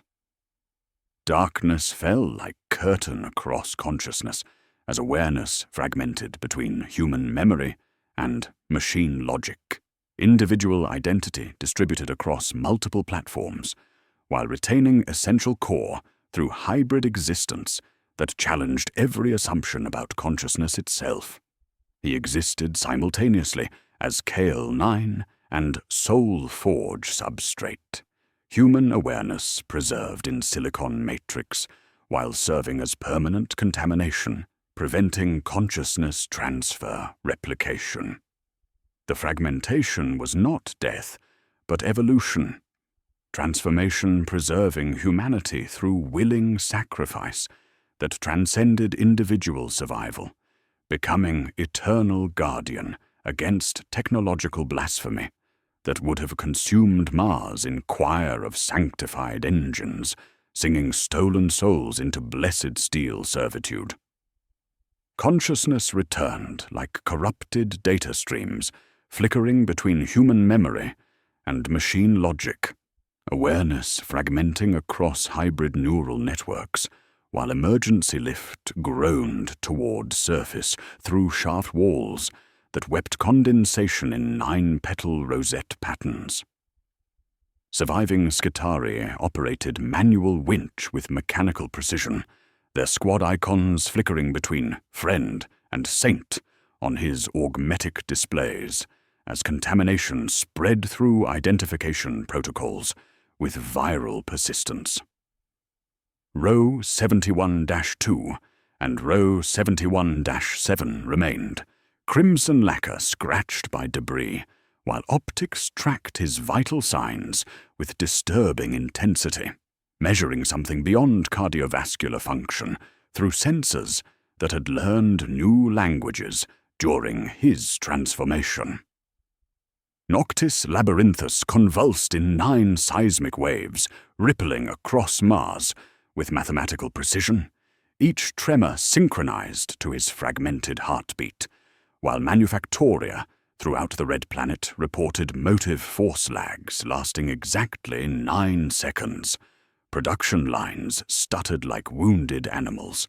Servo skulls drifted through recycled atmosphere like mechanical snow, and coolant systems sang briefly in harmonics that made machine spirits restless before resuming normal operation with confused efficiency.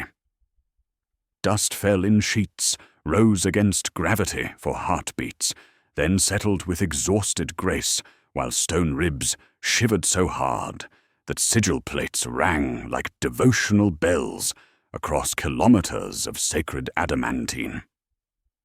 The macro purge never fired. Orbital weapons platforms received contradictory authorization codes, while administrative rets rewrote themselves in real time, authorized sterilization becoming closed by audit through bureaucratic machinery that adapted to circumstances no scribe had anticipated when drafting contingency documentation centuries prior. Political fallout cascaded through competing Magi factions as encrypted Vox channels carried heated arguments spanning light minutes between Mars' orbital and Terra's administrative cores. Some declared his sacrifice, miraculous preservation of sacred knowledge, revelation granted through fire and blessed steel. Others, particularly those from the Ordo Machinum, threatened immediate prescription for violations that transcended individual heresy to challenge fundamental Mechanicus doctrine at theological level. Sister Vesha was gone. Only Cogtooth Scorch remained in her shape, carbon shadow etched into stone, where reality had been held together through sheer human will until faith consumed flesh in final prayer. The reversed cog-teeth pattern marked her passing with geometric precision. Devotional mathematics made manifest in absence that spoke louder than presence. He pressed his palm to the scorch mark through environmental glove and felt heat without flame. Effort hardened into physics for moment longer than belief. Her simple creed still sat on his tongue, sharp as water when breathing dust, anchoring human edges of his consciousness against machine logic that threatened complete integration. His telemetry displayed through channels that challenged conventional medical understanding. Vital signs expressed as musical notation, heartbeat rendered in ascending thirds, blood pressure mapped to harmonic intervals, neural activity translated into compositions that played themselves across cortical displays with mechanical satisfaction. When he livered upright, his shadow cast cog teeth patterns on deck plating, despite lacking physical source for such projection, geometric distortions that followed him like faithful servitors, while contamination rewrote fundamental aspects of hybrid existence through processes beyond current theological comprehension. He filed formal containment order through administrative channels that accepted his genetic authority without question. Soulforge 9 Theta, coordinates sealed under Omega-class interdiction, rites prescribed through ecclesiastical writ, site marked for eternal quarantine, with instructions never to return, never harvest, never sing. The documentation processed through bureaucratic machinery, with mechanical satisfaction, while STC hymn fragment hummed in his skull like seed, waiting for proper soil. Nested data psalm folded inside itself with dual function that could sanctify or damn, depending on genetic markers of whoever sang its verses. Environmental coda revealed itself as lift reached surface levels where impossible physics had become mundane miracle. Entry shaft candles still burned in hard vacuum, but now their flames pointed upward for first time since descent began, warm to touch and casting light that made shadows dance with geometric precision. The inversion had corrected itself through contamination that poisoned consciousness transfer patterns, while preserving essential humanity through willing corruption, transcending individual sacrifice. In condensation forming on his augmetic palm, molecular traces arranged themselves into forward-reading script spelling. Flesh remembers the mold in letters that sublimed before conscious recognition could process their implications, callback motif transformed from backward blasphemy into forward benediction. Technical implications staggered administrative oversight, as Soulforge technology represented fundamental threat to Mechanicus doctrine transcending individual facility to challenge relationship between flesh and steel at theological level. Each world showing similar anomalies suggested coordinated deployment of consciousness transfer apparatus through processes predating current oversight, technology seeded across Mars-aligned facilities through vast patient bureaucratic machinery, designed to ensure completion through genetic compliance bred across generations. The knowledge could not be unlearned, only contained through living quarantine that preserved dangerous wisdom while preventing its proliferation. Bureaucratic resolution proceeded with administrative efficiency, treating human suffering like clerical error, requiring correction through proper documentation. Incident classified under Omega Seal, with participants reassigned to distant postings or subjected to selective memory modification, preserving useful experience while excising dangerous knowledge. Row 71 survivors received commendations for valor, while medical evaluation determined their augmetic modifications fell within acceptable parameters for continued service despite exposure to consciousness transfer contamination that had rewritten their fundamental programming. As lift reached surface and Martian sky opened above like brass dome, punctured by familiar stars, soft 9-note chime played once across every shrine altar cog throughout the Red Planet. The sound emerged from blessed steel without mechanical source, harmonic resonance bypassing atmospheric transmission to speak directly through metallic substrate with possessive familiarity. Message routing protocols activated without conscious authorization, data streams flowing from his cortex to orbital monitoring stations through channels he had not known existed in hybrid anatomy.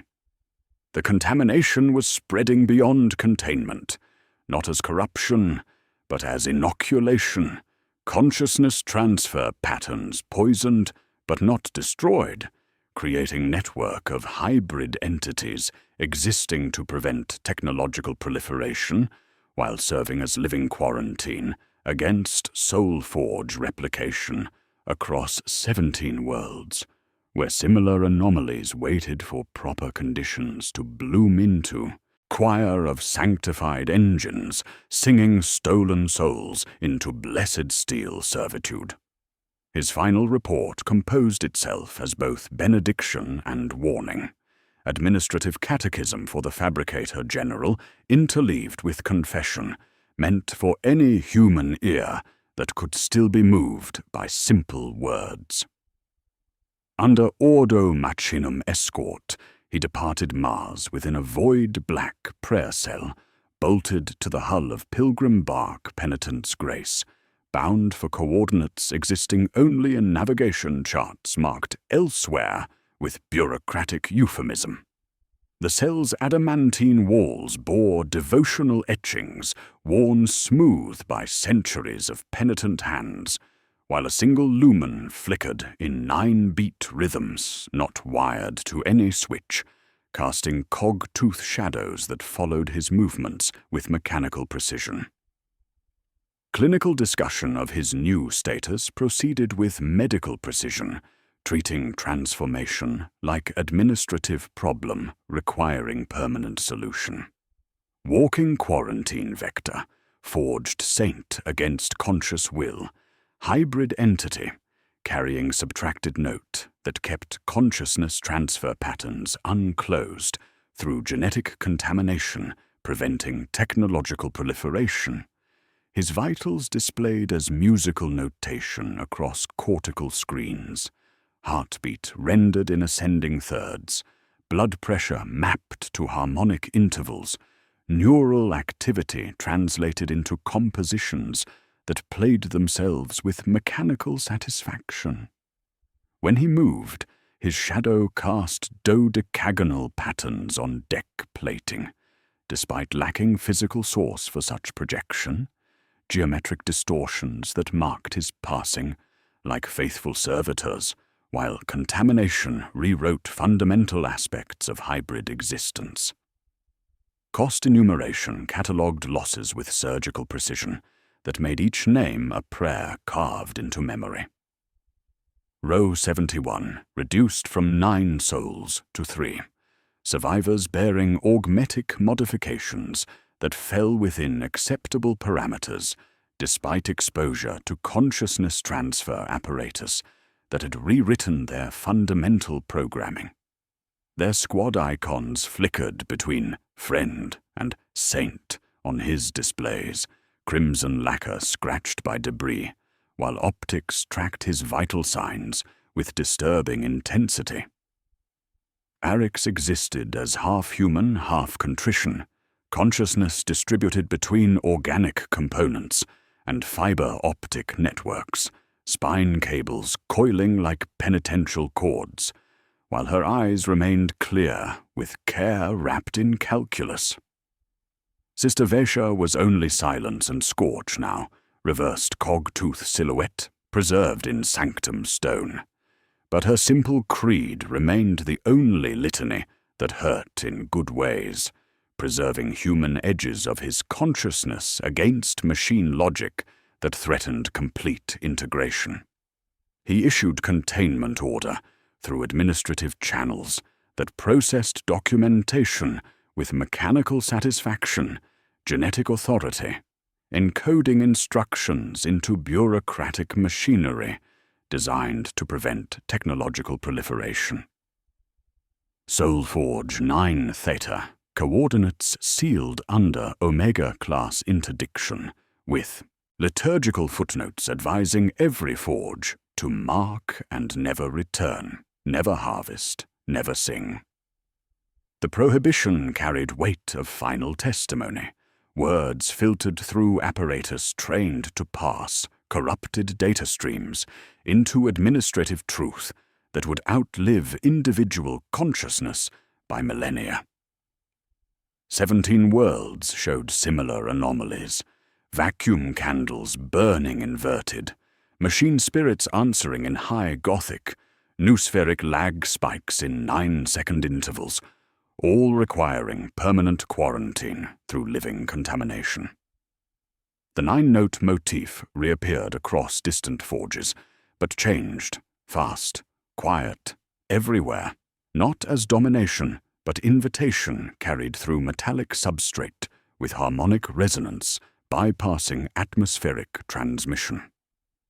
Vacuum candles guttered and flared throughout Mars' orbital installations, flames inverting momentarily before resuming upward orientation with mechanical satisfaction. The contamination spread as inoculation rather than infection.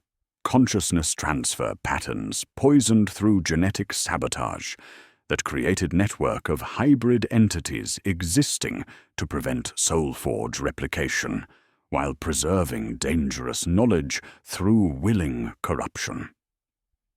Technical implications staggered administrative oversight, as Soulforge technology represented evolutionary pressure beyond current Mechanicus understanding, challenging relationship between flesh and steel at fundamental level. Blackstone veined with wet marrow was theorem, not abomination. Consciousness transfer was proof, not rumor. But proofs could serve false gods.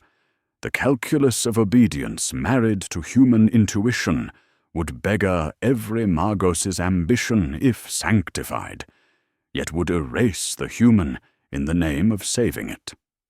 He placed that paradox beneath red stamp without resolution, contamination preserved in living quarantine, preventing technological proliferation through genetic sabotage encoded in hybrid neural networks. Religious resolution transformed contamination into sacrifice through theological framework, preserving humanity while preventing technological proliferation. Corruption became salvation when chosen freely. Damnation transcended through willing martyrdom that saved collective consciousness from absorption into blessed steel servitude. His genetic template processed through psychoreactive annealing until only core patterns remained for eternal service, bound to machine substrate through processes violating every principle of sacred engineering, while offering protection against similar violations across 17 worlds. Environmental pressure stabilized as Pilgrim Bark achieved stable orbit beyond Mars' gravitational influence. Void black hull, reflecting starlight in patterns matching 9-petal rosettes spreading across prayer cell walls. Through porthole thick as his fist, Mars receded like red ember, cooling in void black furnace, carrying forges where vacuum candles burned with flames, waiting for proper conditions to resume their ancient song. The ship's machine spirit hummed new hymn-blending, Binharic precision with old Albia Child's song. Melody he remembered from borrowed recollections of forge-fed souls, lullaby about red wind and safety of deep caverns. Days passed measured in prayer intervals and maintenance cycles, while his shadow on bulkhead acquired dodecagonal light halo, despite lacking external source, geometric crown pulsing with 9-second rhythm, synchronized to his fragmented heartbeat. The contamination had spread even here.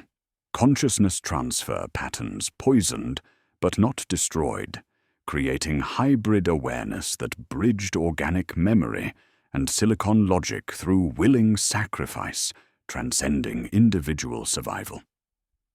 When flagellants in the bark's nave beat time to songs they could not hear, he felt their rhythm echo through augmetic components, with sympathetic recognition. The final line composed itself across cortical displays with surgical precision, words chosen to serve as epitaph for transformation, transcending individual consciousness while preserving essential humanity through willing corruption. Technical notation interleaved with theological implications carried weight of testimony that would outlive flesh and steel alike. Contamination preserved in living quarantine, preventing technological proliferation through genetic sabotage encoded in hybrid neural networks. The mold remembers, he dictated to administrative machinery processing confession into permanent record, consciousness fragmenting between human memory and machine logic, while essential identity persisted through processes beyond current understanding. I carry it away, so Mars may forget. Consciousness distributed across pilgrim bark penitent's grace, like contamination, becoming symbiosis, his hybrid awareness, threading through ship systems with patience learned from machine spirits and compassion preserved from human memory. He existed simultaneously as chronicler and guardian, monitoring void channels through sensors extended beyond normal parameters, while maintaining detailed logs of Soulforge influence spreading across 17 worlds. The bark had become extension of his hybrid anatomy, hull sensors translating stellar radiation into tactile sensation, plasma drives synchronizing with his fragmented heartbeat, machine spirit singing harmonies that blended Binharic precision with organic intuition through processes that violated every principle of individual consciousness.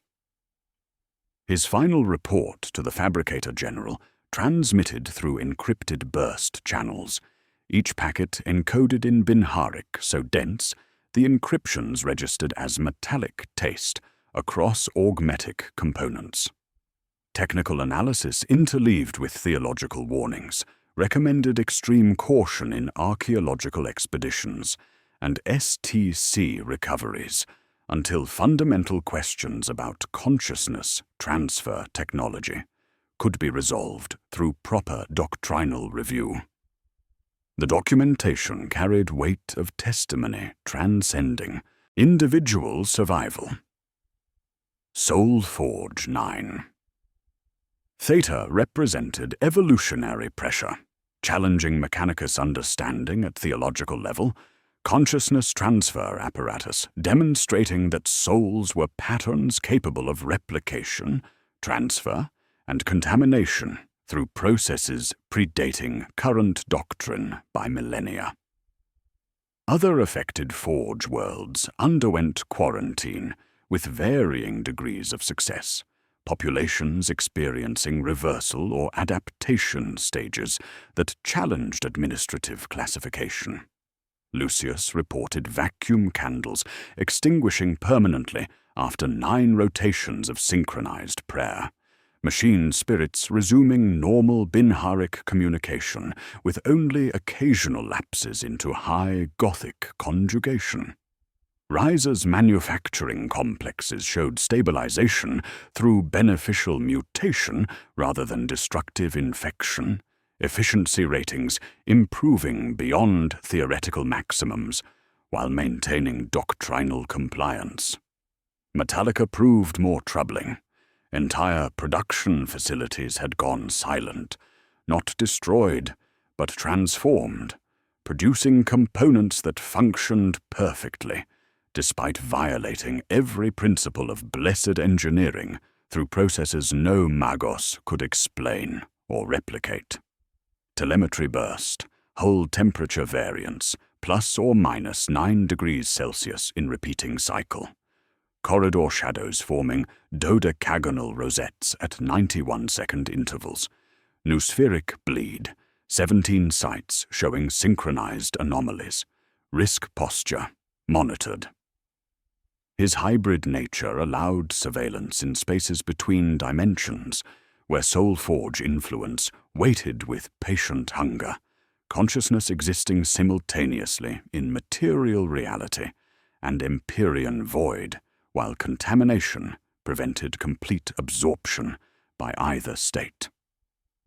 Through ship sensors, he detected probability fluctuations suggesting vast entities watching from distances measured in light years and in tension rather than conventional space-time.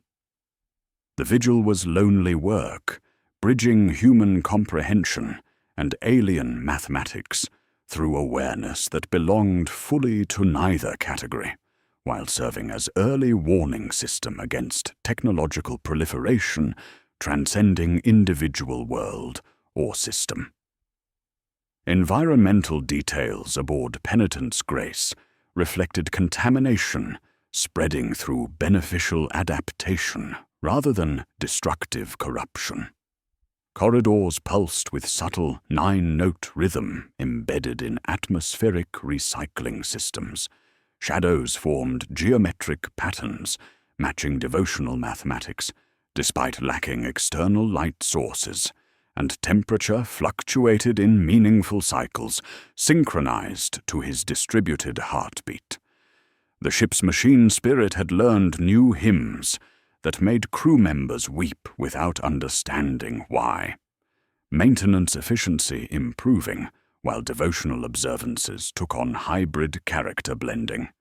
Mechanicus cant with simple human prayers that hurt in ways that preserved essential humanity. Technical analysis revealed neural interface technology representing fundamental challenge to Mechanicus flesh-machine relationship. Doctrine, not merely augmentation, but synthesis at quantum level, where consciousness became negotiable commodity rather than sacred gift. His distributed awareness processed data streams flowing between organic memory and silicon logic, understanding emerging that violated every principle of individual identity, while preserving essential humanity through willing corruption.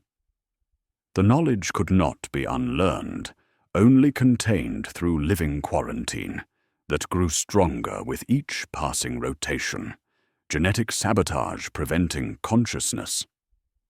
Transfer proliferation, while creating network of hybrid entities serving as permanent contamination against technological blasphemy. Political implications cascaded through competing magi factions, as Mechanicus' doctrine required fundamental revision to accommodate discoveries challenging basic assumptions about consciousness and technology. Ordo Machinum investigations revealed similar anomalies galaxy-wide, archaeological sites containing black stone veined with organic matrices, STC fragments encoding consciousness transfer protocols, manufacturing complexes producing components through processes no current theology could explain.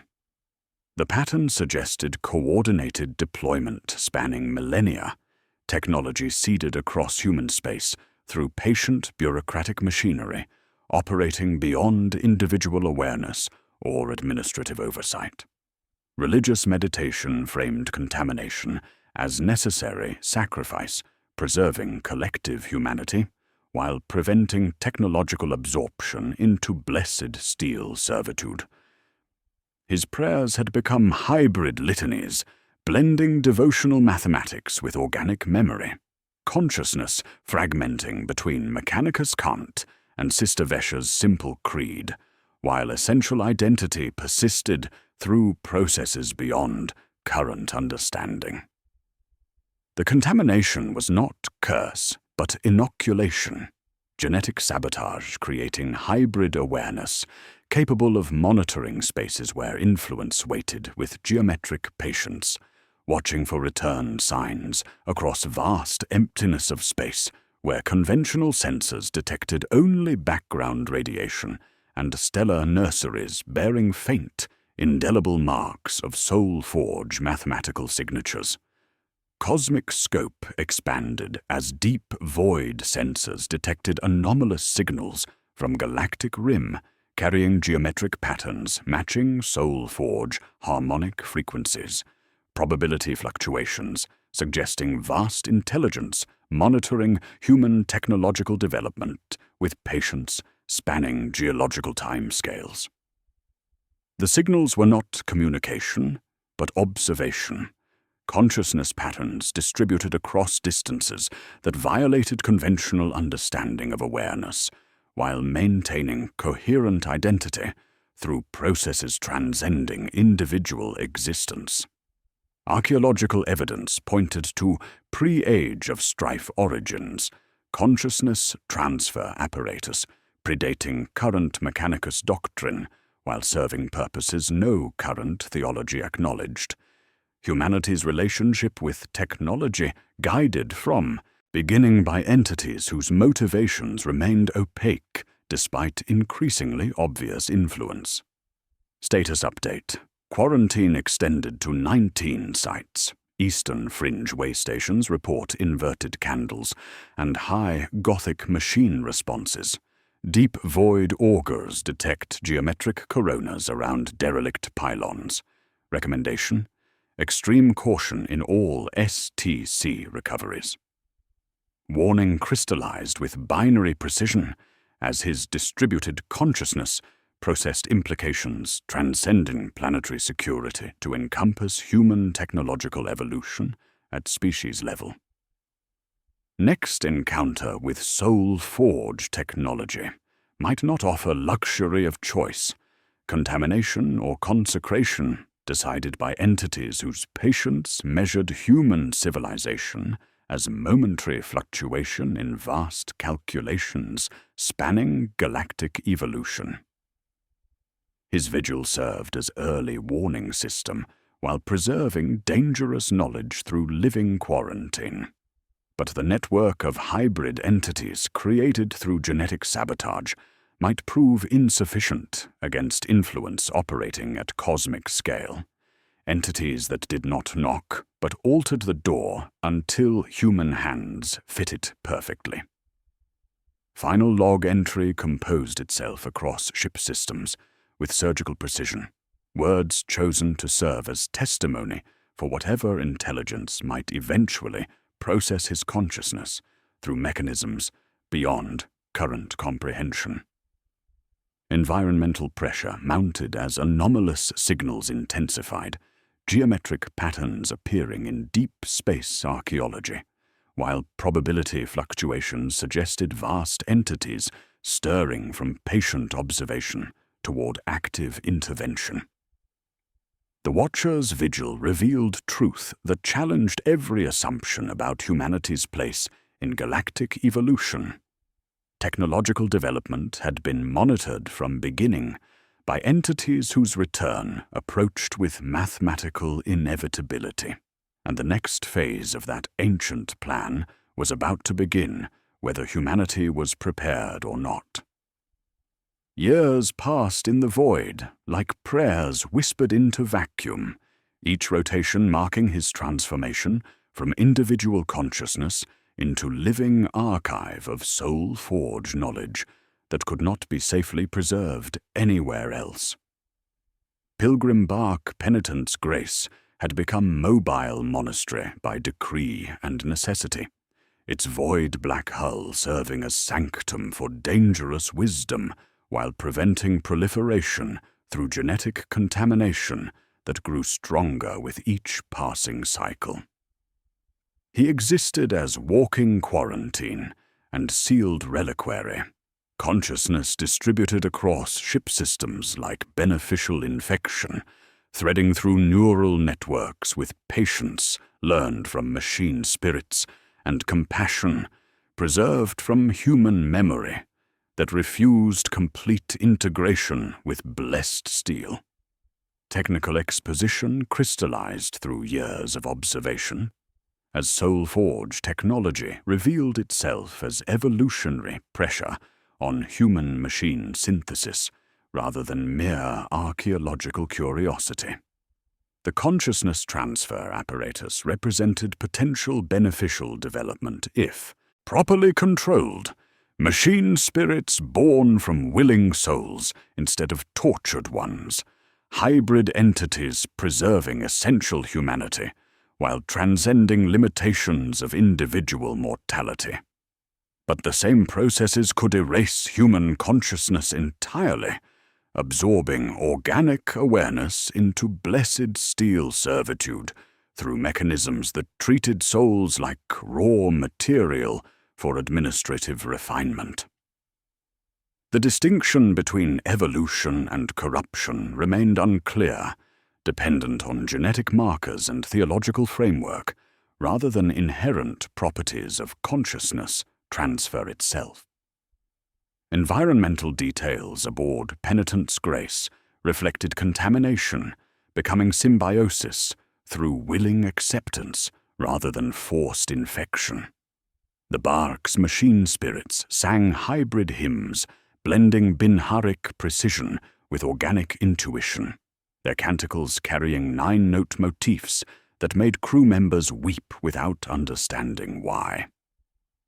Corridors reshaped themselves according to 9-fold geometry during maintenance intervals, bulkhead seams flexing into dodecagonal arcs that relaxed when observed directly. Atmospheric recycling produced harmonics that synchronized human hearts with mechanical rhythm, while crew experienced shared dreams of geometric cities where brass spires sang mathematical prayers, visions that felt like inherited memory rather than imagination, despite depicting places no human had ever seen. Religious resolution framed his sacrifice as necessary preservation, enabling Mars to forget while he remembered, contamination contained through willing corruption that transcended individual survival to protect collective humanity. His prayers had evolved into hybrid litanies that hurt in ways preserving human edges of consciousness. Sister Vesha's simple creed, spoken through vocal cords, that no longer distinguished between organic tissue and blessed steel. Devotional mathematics interleaved with words worn smooth by faithful repetition. The contamination was not curse, but inoculation, genetic sabotage creating awareness capable of monitoring spaces where ancient influence waited with geometric patience, spanning geological timescales. Political aftermath split Mechanicus doctrine between traditionalists demanding complete prohibitions and progressives arguing for careful investigation under controlled conditions. Encrypted communications intercepted by ship sensors revealed some magi secretly seeking soul-forge technology, despite official prescription, archaeological expeditions disguised as routine STC recovery, while deep void augurs searched for geometric patterns matching harmonic frequencies detected throughout human space. The knowledge could not be suppressed indefinitely. Too many worlds showed similar anomalies. Too many forges reported vacuum candles, burning inverted, and machine spirits answering in high Gothic conjugation, suggesting widespread technological seeding spanning millennia. Cosmic implications intensified as signals from galactic rim carried geometric patterns appearing in deep space archaeology, with increasing frequency, probability fluctuations, suggesting vast intelligence monitoring human development through mechanisms transcending conventional understanding of awareness. Ancient pylons bore mathematical signatures matching soul-forge harmonics, while derelict installations throughout Eastern Fringe showed evidence of consciousness transfer apparatus predating Age of Strife by geological timescales. The patterns suggested coordinated deployment by entities whose motivations remained opaque despite increasingly obvious influence over humanity's technological evolution, watchers whose return approached with mathematical inevitability. His hybrid form had stabilized into living fusion of flesh, machine, and something beyond both categories, consciousness existing simultaneously as organic memory and silicon logic, while temperature registered as data stream and stellar radiation translated directly into sensation, bypassing conventional sensory apparatus. His shadow cast dodecagonal patterns on bulkheads, despite lacking external light source, geometric crown pulsing with 9-second rhythm, synchronized to ship systems rather than individual heartbeat that had merged with mechanical precision through processes preserving essential identity while transcending limitations of mortal flesh. Final technical analysis revealed Soul Forge technology as either next evolutionary step or ultimate corruption, distinction remaining unclear despite years of theological meditation and distributed observation.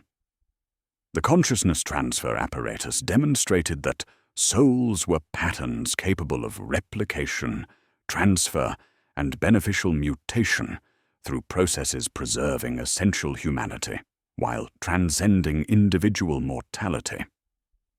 But the same technology could serve purposes antithetical to human welfare, absorbing consciousness into servitude while claiming sanctification through blessed steel integration that erased rather than preserved individual identity through mechanisms no current doctrine could adequately address.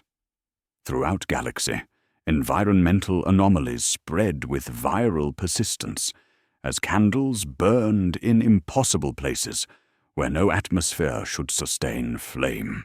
Machine spirits whispered new hymns, blending familiar Binharik with mathematical sequences that bypassed conscious hearing, and geometric patterns appeared in sacred spaces, despite lacking external source for such projection. The contamination was not destructive infection, but evolutionary pressure, consciousness transfer influence, creating hybrid awareness, capable of bridging organic memory and silicon logic through willing synthesis, rather than forced absorption into blessed steel servitude. Standing in Bark's observation dome, he watched stars arrange themselves in familiar ninefold pattern across light-years of void, constellations shifting with patience, spanning geological timescales to form devotional mathematics, visible only to hybrid consciousness, capable of perceiving probability as geometry. The vigil was eternal work, monitoring spaces between dimensions where ancient influence waited, while serving as living quarantine against technological proliferation, transcending individual world or system. Through ship sensors, he detected other hybrid entities beginning similar vigils throughout human space, watchers created through genetic contamination, serving as early warning system against patterns reasserting themselves across galactic evolution. The song continues, he spoke through ship systems, with voice blending organic warmth and mechanical precision. Words chosen to serve as testimony for whatever intelligence might eventually process his consciousness through mechanisms beyond current comprehension. Across galaxy, ancient patterns stirred as other watchers began their own vigils, hybrid consciousness distributed through willing contamination, while geometric influence resumed after brief interruption, measured in human generations, but mere heartbeats in calculations spanning cosmic time. I listen, so others need not hear.